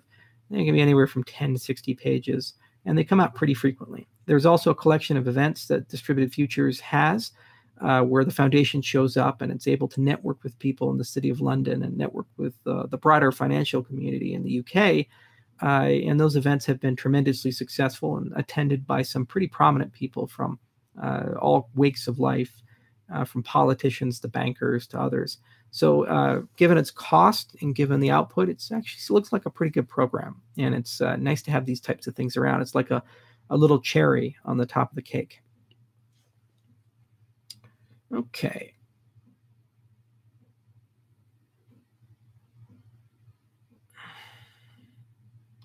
What do you think will be the year of Cardano to replace Ether as smart contract platform and for ICO fundraising? ICOs are going through a slight challenge at the moment in that the art of using an ICO has been perfected. We have the RC20 token. There's dedicated firms that charge you anywhere between 8% to 30% of the offering to basically structure the sale, give you a SAFT agreement, all this stuff. So the act of doing everything that we figured out how to do for Ethereum has been franchised, white labeled, and is a science now. People know how to do it really well. And Ethereum is used as the majority platform because it's the most secure, it's the largest, and it's the best understood, and the best tooling exists there. We get all that tooling for free with the KEVM, so anything that's built for Ethereum runs on our system, but it runs faster, safer, and better. So if people are just doing an apples to apples, we'd be a great platform for that. But we're entering ICO 2.0, which is the notion of the security token. So what's happening is we're starting to see a crystallization of regulatory understanding of the ICO to the point where regulatory agencies are creating bespoke regulations for ICOs. So what that means is, instead of saying, well, we'll get around to it later, later has come, and you're either going to be something regulated by the CFTC, for example, in the United States, the Commodities Future Trading Commission, or the Securities Exchange Commission, which is for securities. So whether you're a utility token, which will look like a commodity, or a security token, which looks like a stock or something like that. So what's probably going to end up happening is that people who do ICOs moving in the future will issue a security token, and those will be traded on special domains and have special exemptions, whether it be Reg A through the Jobs Act, Reg D through accredited investors, or Reg S for abroad. And when they're traded on regulated exchanges with broker-dealer licenses. And we're starting to see those materialize, like Coinbase and T0 and so forth. Then, if the token has real utility and it actually really does become decentralized, and the person who sold it is no longer necessary to maintain it, like what's recently happened with Ethereum, the token may become a non-security. And as a consequence of being a non-security, it would then be regulated by a different agency, in this case, probably the CFTC for the United States. So it could then be traded on the global Bitcoin exchanges that we see, like Bitstamp and Bittrex and Binance and the rest of the guys who don't have specialized licenses or are pursuing those licenses. And then you wouldn't need to do all the things you need to do with an IPO or a normal securities offering or any of these normal exemptions. So there's a whole industrial move towards building capabilities to facilitate that security token ecosystem. And some of those are building bespoke smart contracts. Some of those are issuing new types of token standards to go beyond the ERC20. Some of those are building custodial services and so forth to hold on to things and so forth. Now, when those things eventually materialize and build out, I think Cardano, by nature of its architecture, will probably be a really compelling platform to capture that part of the marketplace. But it's going to be a huge market, and there's going to be many, many players in that marketplace on both the issuance, the distribution, and the trading of these things. Then when it escapes and it becomes its own token, I think Cardano will also be a very compelling platform because our counting layer is being built as a multi-asset layer. So it's kept simple on purpose, but it's really, really good to keep your base token basically fast and efficient and not bottlenecked. And then you could use that base token to connect to an overlay protocol. In our architecture, we call it Cardano CL, but using our sidechains protocol, you just as easily can connect that to another overlay protocol. For example, Orbs is deploying as an ERC20 token on Ethereum, but you don't actually get any utility or use out of that. You have to send it to an overlay system that actually runs its own BFT, and it does all the magic, and it's doing its own thing. So the cream filling, the magic, all the good stuff happens off-chain or in a different system, and the main chain, because it's secure and reliable, is used for counting, but it's expensive. So on an apples-to-apples basis, we're going to be cheaper, faster, more secure, better by nature of the way we've designed things. So I think in those use cases, Cardano is very compelling for these tokens to stay resident there, as opposed to building their own blockchain and trying to construct their own network effect. So I think in both environments, the enclaves that will be constructed for security tokens to facilitate the next generation of ICOs that are better from a regulatory and tax perspective, and from a place for these tokens that are issued to live until they're used to fuel and power their dApps that run as sidechains, both of those marketplaces we're going to be quite competitive with moving in 2019, 2020 as these capabilities start turning on. It's still early days. And honestly, what I really despise is this idea of vendor lock-in. I mean, if you look at the days of the internet in the 1990s, it was like you were a web developer. You had to write broken code to work with Internet Explorer. IE6 was such a bad product. And you could either say, I'm going to follow CSS standards, or I'm not going to follow CSS standards, but I'm not going to follow it because I have to get my website to render on this thing that 90% of the people live on. And then to make matters worse, Microsoft tried to get people into a development paradigm called ActiveX, which was horribly insecure and it was very bad for everybody. But it also locked people into Internet Explorer. And now we see companies running around and say, use Ethereum or use EOS or use IOTA or use Cardano. And at the end of the day, if you're a dApp developer, you're not in love with infrastructure. Infrastructure is a service provider to you. It's an enabler for you as a dApp developer to carry out your vision and to maximize the benefit to your customers. If you are told that you now are a slave to the infrastructure that you're locked into, how are we any better than the closed gardens of Windows and Internet Explorer from the 1990s? We're making, as an industry, the same mistakes again. So one of the things I really, really, really care about is saying, allow people to treat infrastructure like they treat web services. For example, if you're building an application, you can deploy it on Amazon Web Services or Rackspace or another vendor. And you make that decision based upon what is the best in terms of security and cost and utility to my customers. And if it turns out that you were wrong, you redeploy it on other infrastructure. And that's not as hard as you'd think. Similarly, if you have a smart contract, you have a dApp, you should be able to run that dApp on the best ledger for that dApp. And maybe multiple ledgers because you're doing different things and they're consuming that way. So the whole point of the Daedalus model that we've developed for Cardano is this idea of an application ecosystem, and it's blockchain agnostic. So you'll be able to deploy that on Ethereum or deploy that on Cardano. You want to go live in hell, deploy it in EOS. You can go do that. And that's a decision you make based upon what's best for your customers. And if you make the wrong choice, you should be able to lift up and go into a different ecosystem, and it does not compromise your customer experience. Or else what we've done is just created a completely new 1990s scenario. We've created another Microsoft. Congratulations. We're decentralized, but actually centralized. We don't have gatekeepers, but we actually do have gatekeepers. It's not the ethos of the space. It's not what people have signed up for. So to me, I think that that's a very important point that is often missed. And in the tribalism of the space, and because we sometimes have financial incentives to say things, people say things to try to encourage you to do things that aren't good for your, ultimately your goal and your customer base. Okay.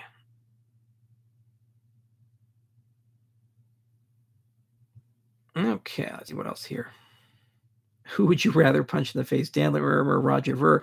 Well, Roger is actually a pretty cool guy. I've never had a fight with him, and I like Roger. I mean, I have disagreements about Bitcoin Cash and other things, mostly about the purpose of it. But at the end of the day, I've never really viewed him as a bad actor. And it's, you know, a story I often tell about Roger. One time years ago, he said, hey, let me show you something special. And he went to a barber shop, a coffee shop, and a restaurant, all back to back to back. And in each case, he got them to accept Bitcoin.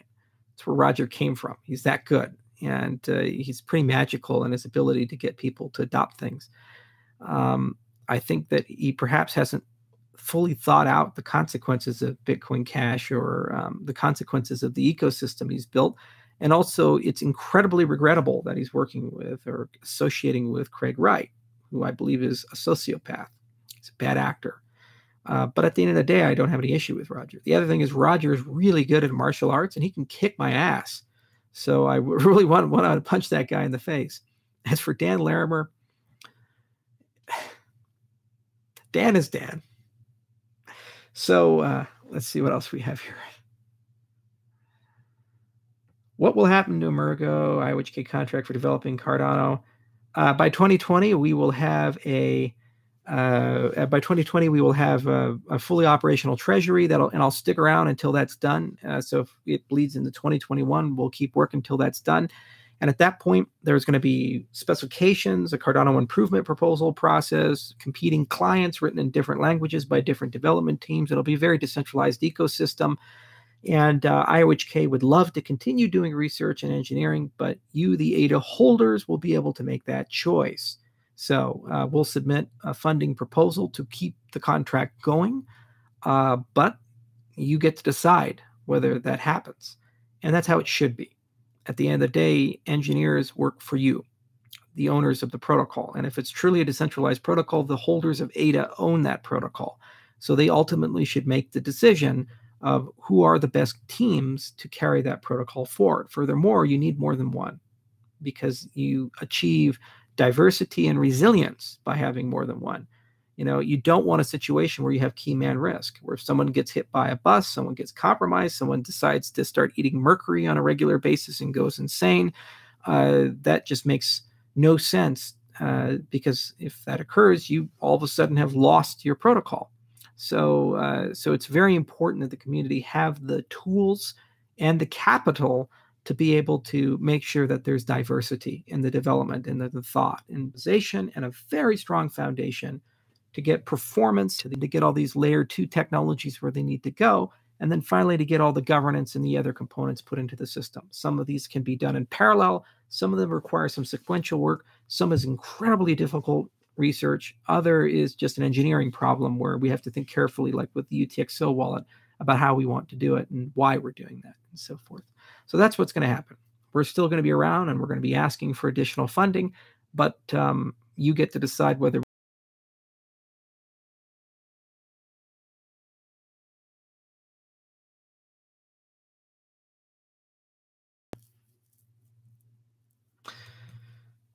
all right, let's see here. A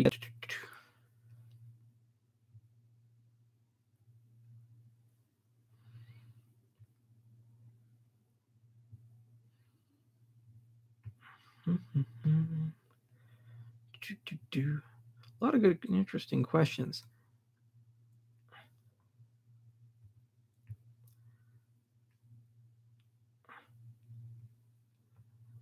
Japanese crypto question.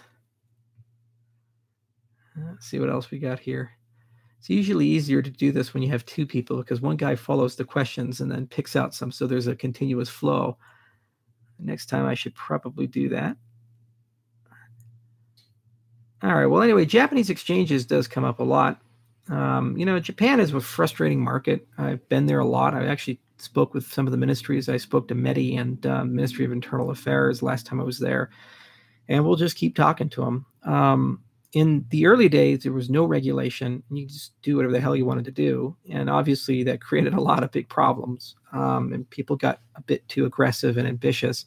So what ended up happening is that they decided to regulate the market, and they passed a very aggressive law to regulate the exchanges. Implicit in that was also a notion of restrictions in token listings. So basically they said, not only are we going to tell the exchanges how to operate for the best interest of the people, we're also going to tell the exchanges what tokens they can trade. That's fine, because then you have some rules to follow, and you go follow them, and you try to convince people that you're good. But the problem is it's never actually been clear what the standards are to be listed on exchanges. And at the moment, there's actually delistings happening. Privacy coins, for example, are not faring so well in Japan. At some point, Japanese exchanges and the FSA, the regulatory body that's responsible for this, will reach some sort of broker compromise about how listings are going to occur. And at that point, I think ADA will fare very well, because on every single metric, we look good. There's tons of transparency and credibility in the project. The technology is world-class. We have independent auditing. There's oversight in the project. Use of funds is extremely reasonable and very transparent. There's a huge public team that has a multi-year commitment. It's extremely hard to find anything that has an equivalent level of commitment to producing value as our team. There's certainly a lot of people doing interesting things, but at the end of the day, I think we're the best. A little biased, but at the end of the day, I do think we're the best. We also have a strong ties to Japan. We have a research lab at Tokyo Institute of Tech. A lot of people in Japan love ADA, and it would be fundamentally unfair for the Japanese government to tell them that the only way they can trade ADA is to go abroad to exchanges Japan cannot regulate because they're abroad. So I think that we'll fare well. It's just, unfortunately, because of the coin check incident, because of the multiple SROs, because of ambiguity in the law and regulatory uncertainty, people are following a very conservative approach. And there really isn't a financial incentive or a rush for the FSA to move quickly. They're going to move in a very systematic and methodical way. and to decide what's best for them and for the people of Japan. My hope is that at the end of the day, we fare well, but we'll find out. And we'll do our best to try to convince people in that jurisdiction that ADA should be part of the marketplace. It would be extremely unfortunate to just have Ripple, Ether, and Bitcoin, because those are safe tokens for whatever the hell the reason. But we might end up in that reality, or we might end up in a reality where Japan is a world leader, which lists hundreds of tokens and has tons of innovative projects. The jury's out on which side is going to happen, and we'll let you know as we learn.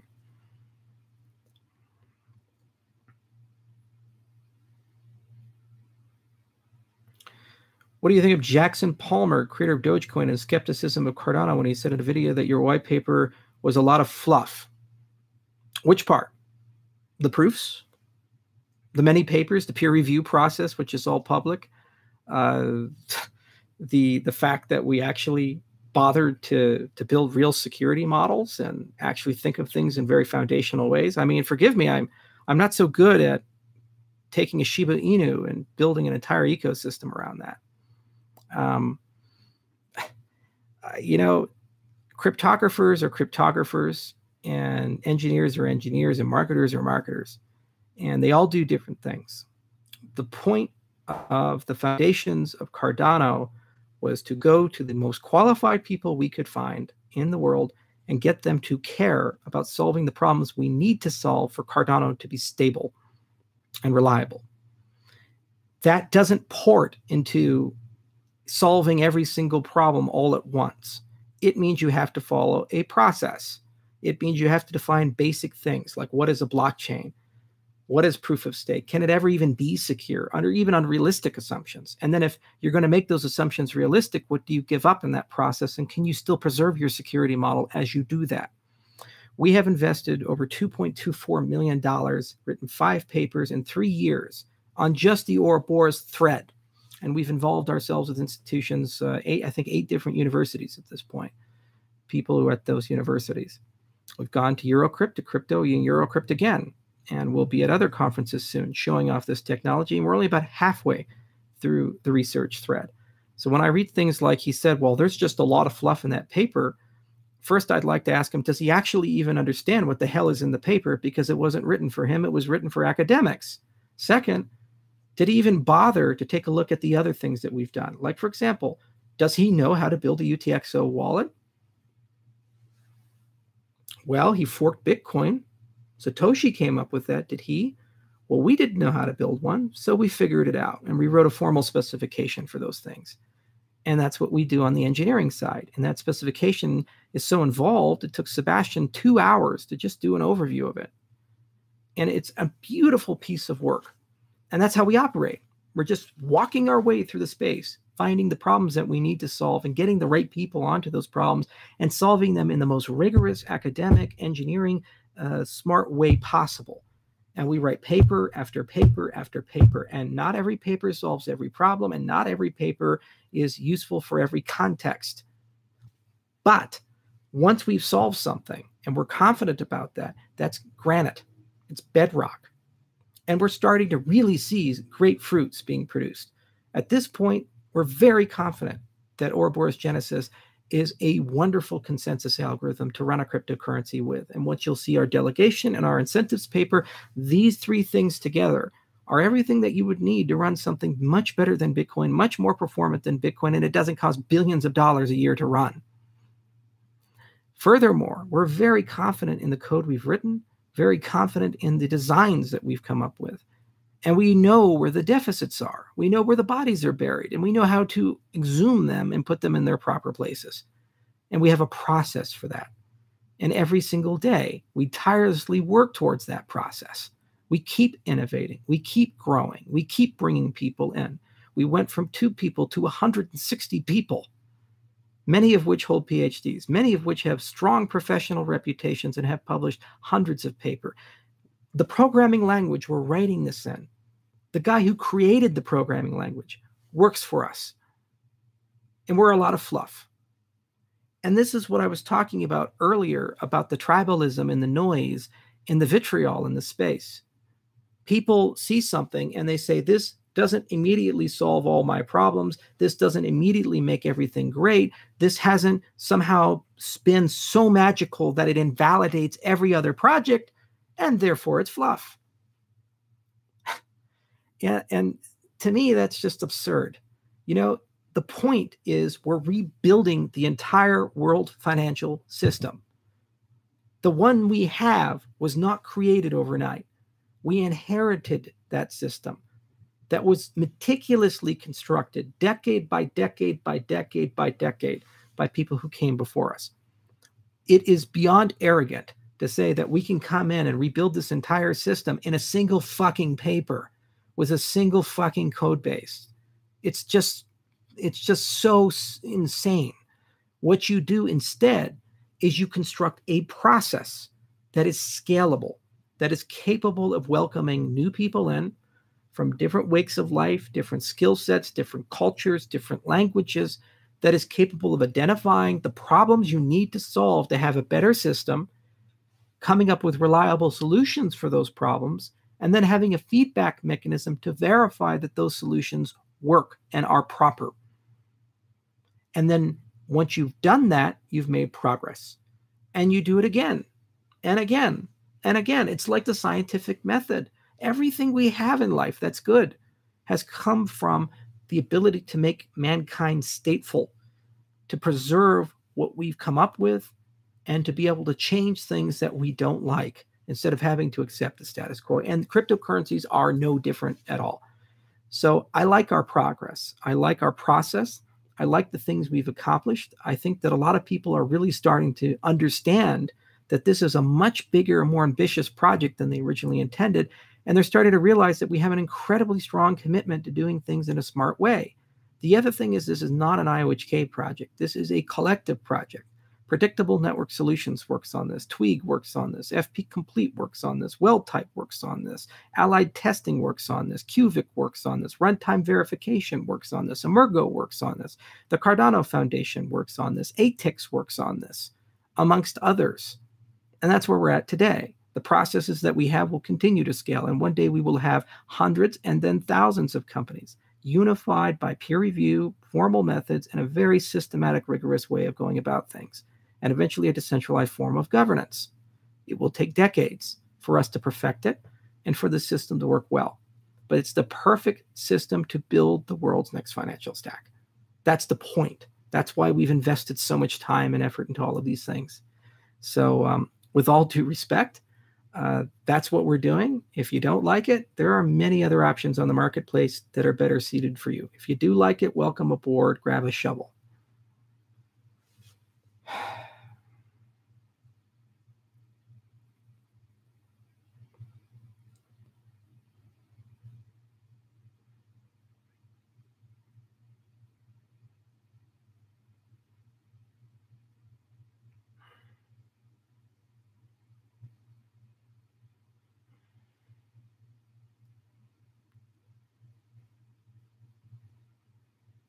African countries. Oh, this is nearest and dear to my heart. So I went to Ethiopia, to Addis Ababa, and I went to Kigali in Rwanda. And boy, we had a great time.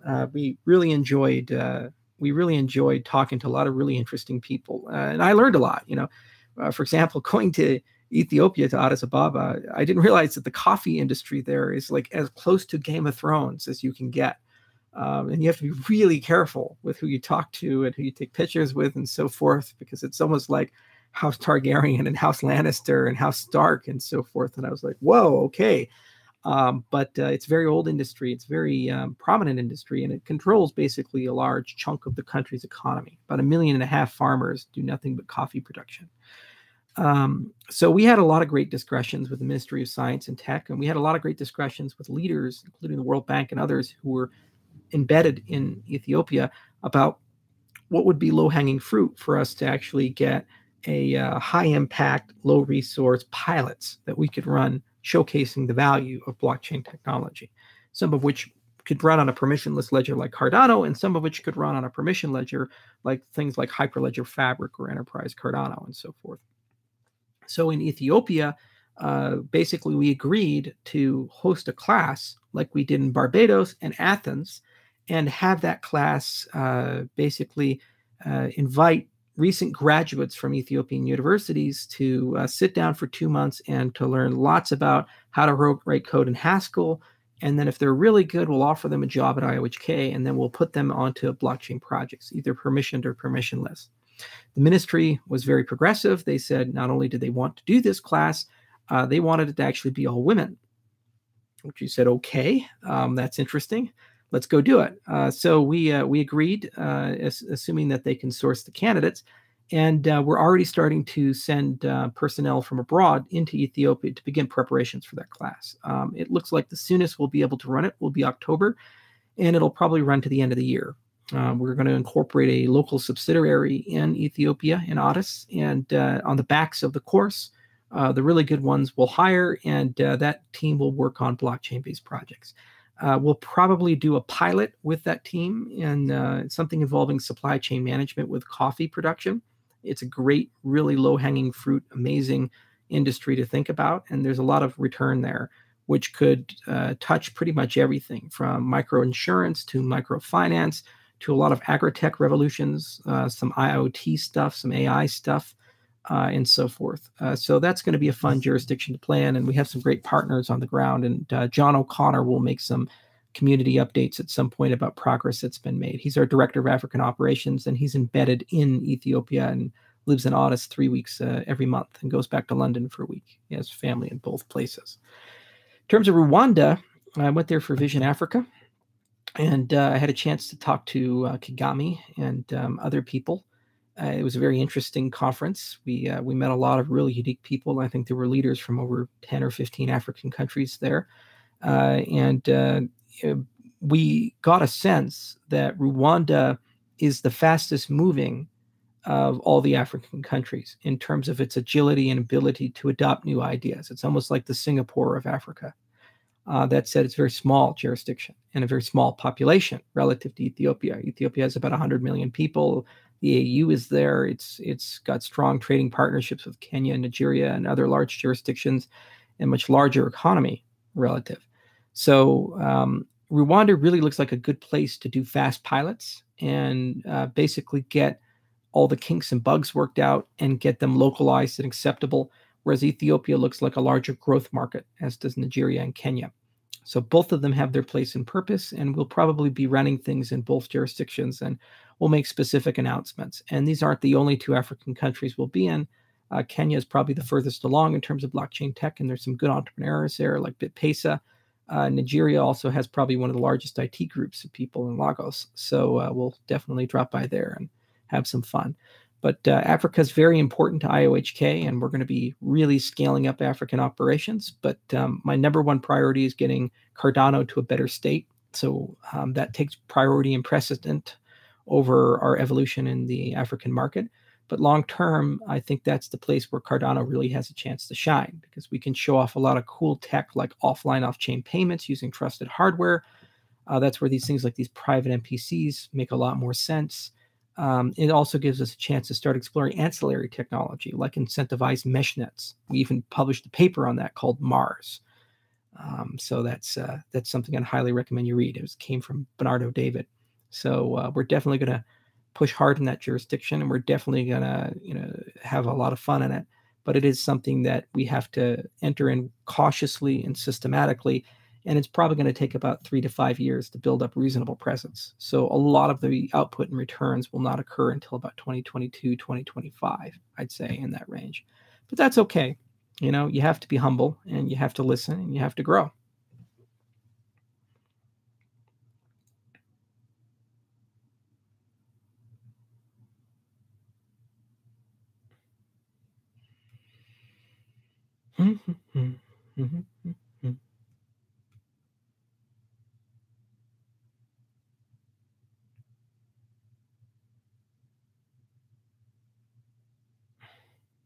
Cardano ATMs. So ATMs in general, pretty cool space. So there's a lot of software that has to be written to make ATMs viable. You need to have a good server-client model, and we were really, really hindered because we made some poor choices in the beginning of Cardano. And one of the vendors that we worked with made some incredibly poor design choices that we're almost recovered from, but have really slowed things down. But we kind of built a parallel track of code, and we've written out a Rust library, and I can't spoil the surprise, but come August, there's going to be something announced that's awesome for the light client, the mobile client, and the ATM type client. So look out for that.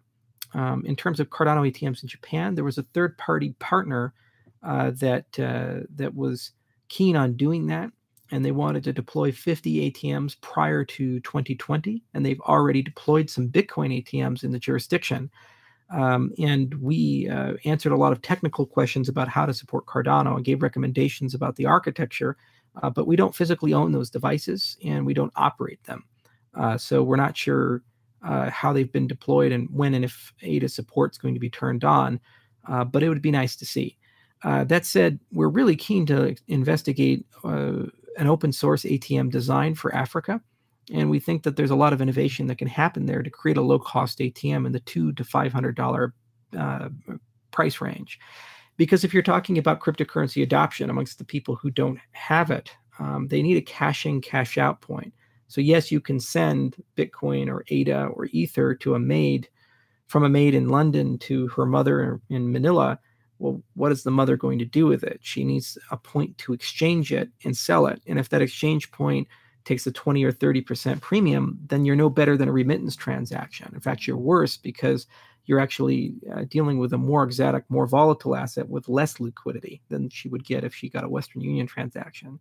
So if you had ATMs, and these were reasonably well proliferated and they were run by independent merchants, the fees would probably converge to 3 to 5% over a period of time, which is much better than the 15% remittance side of things.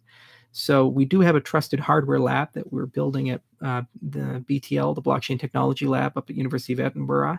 It's led by Vasily Zikas, and there's some joint funding from Huawei in that lab. And part of the things that lab is going to be looking into longer term are open source hardware solutions, both on the trusted hardware side and also for things like ATMs and key management. So we'll create a reference design for that at some point, and our hope is to see people build that. By the way, if you have a $200 to $500 price point, it's actually not hard to build 2,000 or 3,000 of these and just give them away to small business owners. The harder part is understanding, can you get them to operate off grid?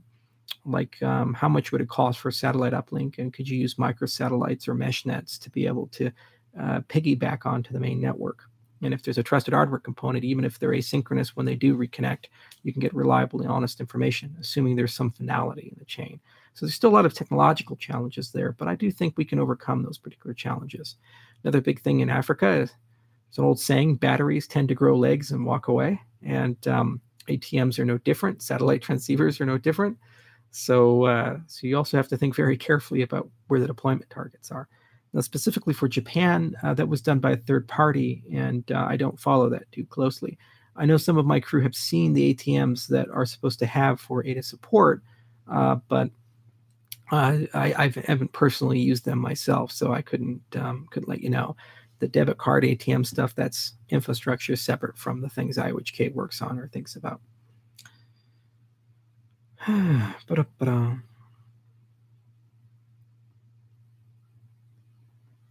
Win Lambo. I always wonder, why Lamborghini? I drive a Cadillac. I have an XTS, a 2014 XTS. It's a great car. Got it for like $25,000. Highly recommend it. It's got magnetic suspension system. It's got great brakes, leather all throughout the seat. It's got a Bose sound system in it. It's like 22 speakers. And you talk about Lamborghini, it's $200,000 for a Huracan, or a Gallardo is about $100,000 to $150,000. Your Aventador is probably $300K or more. And Murcielago is like $250,000. And then at the end of the day, you have a car that you're not going to drive more than 1,000 miles a year that collects dust, and it costs you $5,000 to change the oil. And if your brakes go bad, those Brembo brakes are like 25 grand. So, why Lambo? Why not something else? And if you're going to get a high performance sports car, then why not something interesting like a Ford GT or a Camaro? Buy American. There's some good cars there. Have you seen the Corvettes lately? Come on, guys. Win Cadillac. CT6, the new 2019 CT6, 550 horsepower, twin turbo V8. And those turbos are right in the engine. There's no lag with them, and a 10-speed transmission. Thinking man's car. Okay. In Indonesia and Emergo. Emergo has a lot of great partnerships. They're based in Singapore and Hong Kong, and they have offices in Japan, Vietnam, Malaysia, Indonesia, and a few other places. So they make great partnerships all around, and where and when we can work with them, we do. They're really keen to do something in Taiwan, and they're really keen to do something in both Malaysia and Indonesia, and they already have some great contacts there. And what's exciting is these are incredibly high population jurisdictions that are very malleable. Indonesia is several hundred million people. I used to live in Jakarta. Malaysia is also in the same population density, and these are remittance countries, so there's a ton of innovation that you'd like to do on the payment system side and on the lending and on the insurance side in particular. There's also big agricultural side, so all the agri-tech work that we're doing in Ethiopia could potentially be ported there.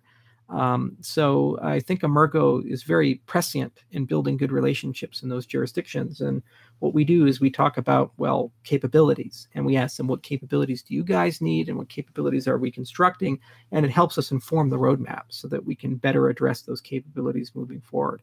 But you'll have to address those questions specifically to Emergo about the particulars of the strategy. Ba-dum-ba-dum.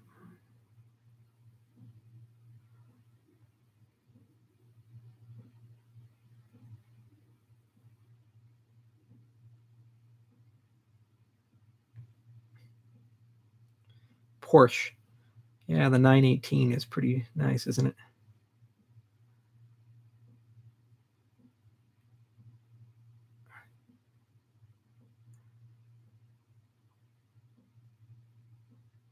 Craig Wright. You guys want me to talk about Craig Wright? Are we going to go down that road? Siren Labs, partnership there is going quite well. Actually, I talked to them when I was in Japan. Their guys have already started talking about integration into the Finny for Cardano. I actually saw one of the Finnies. They brought a sample from their labs in Israel to Japan, and it's really cool. It's a cell phone, and it actually has a trusted hardware module here that you slide up. And so when you're doing things, you push a button on it to authorize a transaction. It's almost like having a ledger plugged into your phone. So it will natively support ADA, and we're just trying to figure out what's the best way of doing that. Right now, our hope is to reuse everything that we've constructed for ledger support and put it in for the Finny. But there's some architectural things we have to think really carefully about with them. So we are actively discussing that with their engineers. But once it's all said and done, you guys can get a Finny, and that Finny can be used to store your ADA in a very secure way. So you can write your recovery words and put them in a vault somewhere, like a safety deposit box, and you can have it on your phone. And if you ever lose the phone, you can always restore it. And otherwise, you have a really easy mobile light wallet to be able to keep things. So we'll keep you advised on that one. I think the Finny release date is October. Given the nature of their cycles, what will likely happen is they'll do a firmware update to the TPM to support ADA, because we probably won't make the October launch on that, but we might. Ledger support should be coming out right around that time, around with Cardano 1.4. And if we can reuse a lot of that infrastructure, it might be optimal. I suspect what they're going to do is run the Rust code on their module, not the Haskell code. So we'll find out more about that as time permits. But we'll keep you updated.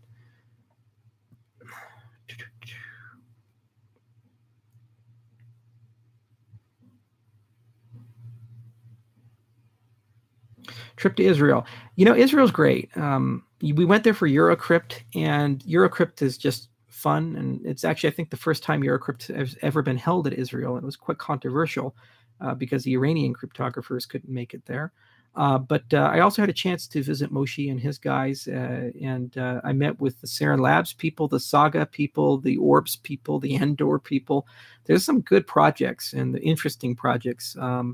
And what amazed me is the ability to innovate without having to spend a lot. So while some of these projects are well capitalized, they're not actually expending a huge amount of money to execute, and they have some very good talent. And so Israel is, as it's always been, it's a huge innovation hub. It's basically an oasis in the desert because of the hard work of the people who live there. And the fact that we're in a new industry, the cryptocurrency industry, in no way changes the commitment they have. Say what you will about the politics, it's an innovation spot and will continue to be an innovation spot. So a lot of people there were hungry. They have a very strong commitment to doing interesting things, and they really want to partner with everybody, especially if those partnerships produce value. So in a way, that was incredibly fun, because I sometimes have challenges partnering with people for whatever political reasons, or in some cases, like CoinDesk, people go out of their way to just be dicks. And so so it was nice to go to a place where people cared about the work and people cared about executing the roadmap, and realized that you have to have strategic partners to be able to do that. So Israel was quite successful, and we'll go back from time to time. The other nice thing about Israelis is they're willing to travel. So you don't even have to go to Israel. They'll come to you. Like I met with the Syrian guys in Japan, for example.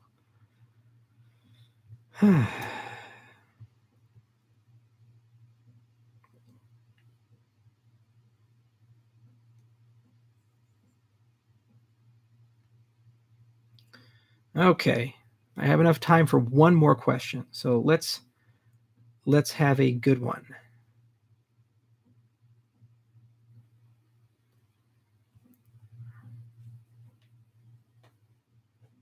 Come on, guys.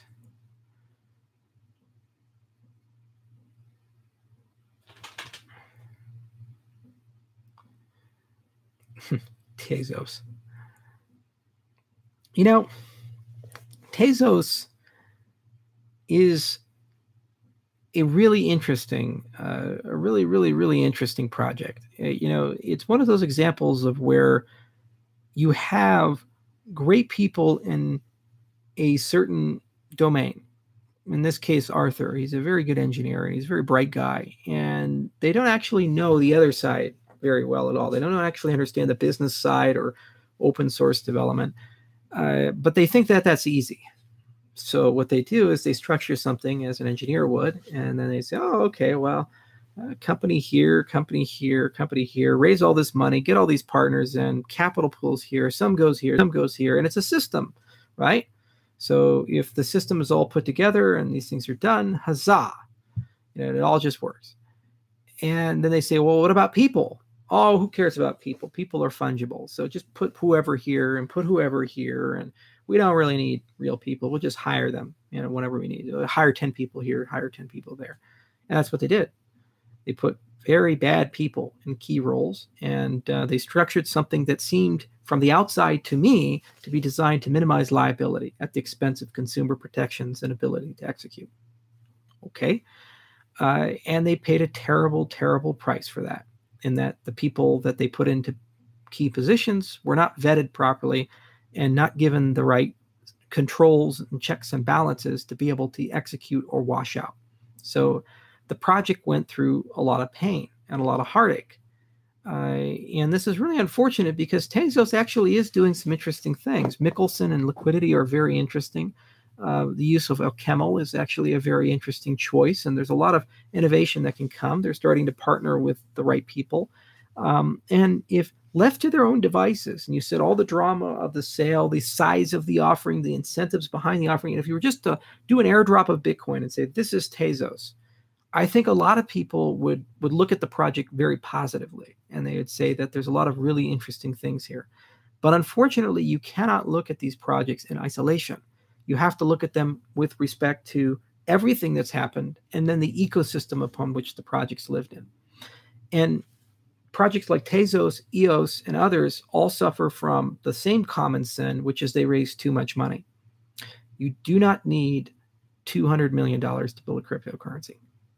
Even something as sanely complicated as Cardano, you do not need this kind of money. You do not need a $1 billion DApp fund or VC. You don't need any of these things. It's absurd. If you look at some of the best venture capitalists in the world, like John Doerr, 192 IPOs, invested in Google, invested in Intel, the guy is just walks on water. He's a genius, and he's really one of the best. If you came to him and said, for a completely new ecosystem that's very fragile, very young, completely new project, we're going to put $4 billion in it. Would you like $1 billion to go run a venture fund for that? He would look at you like you're a green-eyed monster, because at the end of the day, he knows that there's no responsible way to be able to invest that money, and all you'd be doing is just distorting salaries. I mean, there were people who went to John, like Steve Jobs. He went to John and said, I'm creating the iPhone. We're going to have applications on it. I'd like some venture capital to exist for people to build cell phone apps. This is a very new concept. They didn't put $1 billion into it. And this was Apple and Steve Jobs and the iPhone. Okay. And there's a track record there. And there's definitely a mass market. Whereas EOS and Tezos are much, much smaller. So the first common sin, I think, is they were overfunded. And as a consequence of the overfunding, people don't talk about the technology, the vision, the mission, the goals, the dreams, like we did with Bitcoin, because there was no money in the beginning with Bitcoin. The only thing we had was dreams and a mission. They talk about, how do I get my hands on a chunk of that massive amount of money that's just sitting there? The second original sin is that somewhere along the way, you have to learn that you're not the smartest person in the room. You're not brilliant. You have to listen to people. My company is filled with people much smarter than me and much more capable than me. And I love that, because I can learn from them and because I can trust them to do things I could never do throughout my career. Maybe one day, if I spent 10 years, I'd be a decent cryptographer. I'd be a decent one, not a good one. And I have people in my company who are exceptional ones, who have spent 20 years at that. So why in God's name don't you just give that stuff to them and let them do their job? And then you can negotiate how that's going to benefit the ecosystem as a whole. One of the problems that I've always had with Tezos in interacting with Arthur and his team has been that I feel like they just think that they know the whole world and they have it all figured out. No matter what advice you give them, doesn't matter. It's talking to a wall. They've figured it out. And it's the same for Dan Larimer, and it's the same for a lot of these guys like Craig Wright. They all seem to be cut from a common cloth of, we know more than everybody else, and we know the future, and you're just going to sit back and watch us give you the future. Steve Jobs thought he knew the future, and he was fired from Apple. He thought he knew the future with Lisa. He thought he knew the future with Next Computers. And every single time he released these things, they were always too late, too expensive, and they really weren't what they promised to be. And it was only after he worked with John Lasseter and the guys from Pixar, and he just kind of got his ass reamed to him for 10 years, that he actually learned the value of listening and learning. And when he started doing that, he was able to do some very amazing things. Like when he came back to Apple in 1997, it was dying. They were literally months away from bankruptcy. And he had to do something that Steve Jobs in his 20s could never do. He had to call up Bill Gates and make a deal with him and convince him to put millions, hundreds of millions of dollars into Apple to keep it alive. He had to make Internet Explorer the default browser for Apple. He had to have Bill Gates appear on a stage behind him on a giant screen, talking over him like Bill's one. But he had to do that because he knew that was the only way to save the company. And it was the only thing he could do to give him the moral authority to go and renegotiate lots of employment contracts. It was not easy in 1997 at the height of the frothing of the dot-com boom to keep your employees.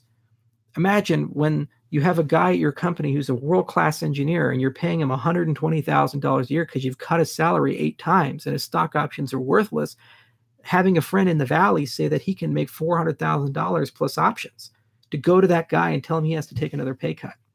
And that's what Steve did. And he did it successfully, and now Apple's what it is today. And he did that because he had humility and the ability to listen, and he created moral authority. That's missing in a lot of these projects. They're all incentivized by the wrong things, and they've built very strong cults of personality around them. If you want to see what true humility is, just go to YouTube and enter in Steve Jobs, Apple, 1997, Bill Gates, or some search parameter like that, and watch the video. You'll see Bill behind him. You'll see Steve getting booed on a stage by his own people, but he knew that's what needed to be done. And I just don't see that from a lot of projects, because a lot of projects at the end of the day aren't about innovation. They're not about changing things. They're about how do we make people as rich as possible. And if the success factor of a project is you participated in the ICO and you managed to find an idiot to buy the tokens from you at a multiple of what you paid for it, so you got yours, We are no better as an ecosystem and no better as a community than the people that we seek to replace. We have people who do this every day. They're called Goldman Sachs.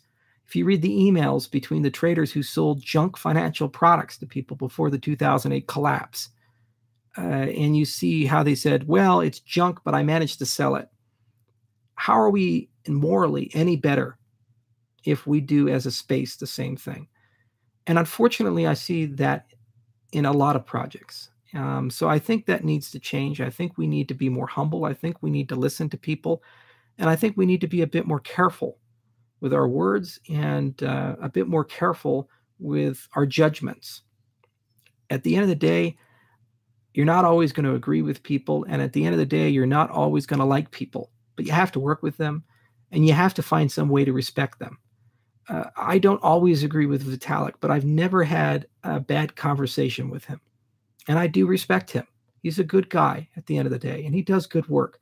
And I will never in my life ever say that he doesn't care about Ethereum or the mission of Ethereum or the goals of Ethereum.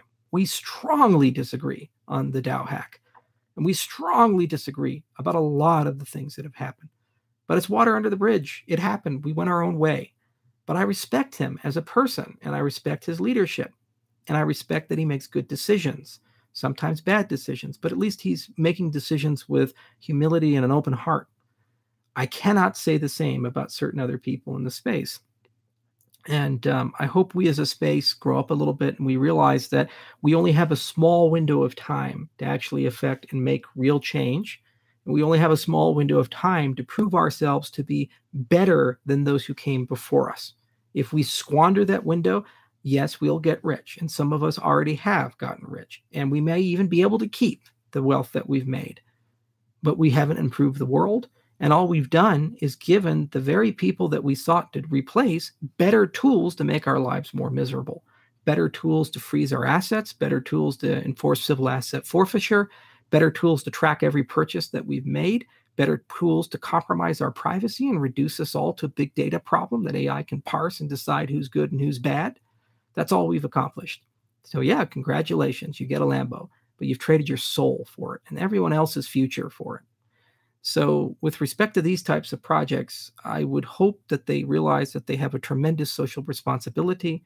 They have a tremendous obligation to the space. And when you're given that much capital, you must invest it wisely and you must have humility. It will run out one day. And you have to be accountable for how you spend it. Anyway, thank you guys so much for your time. This was a fun 2 hours. I hope to do this again. And anyway, go Cardano and good luck, Croatia. Cheers.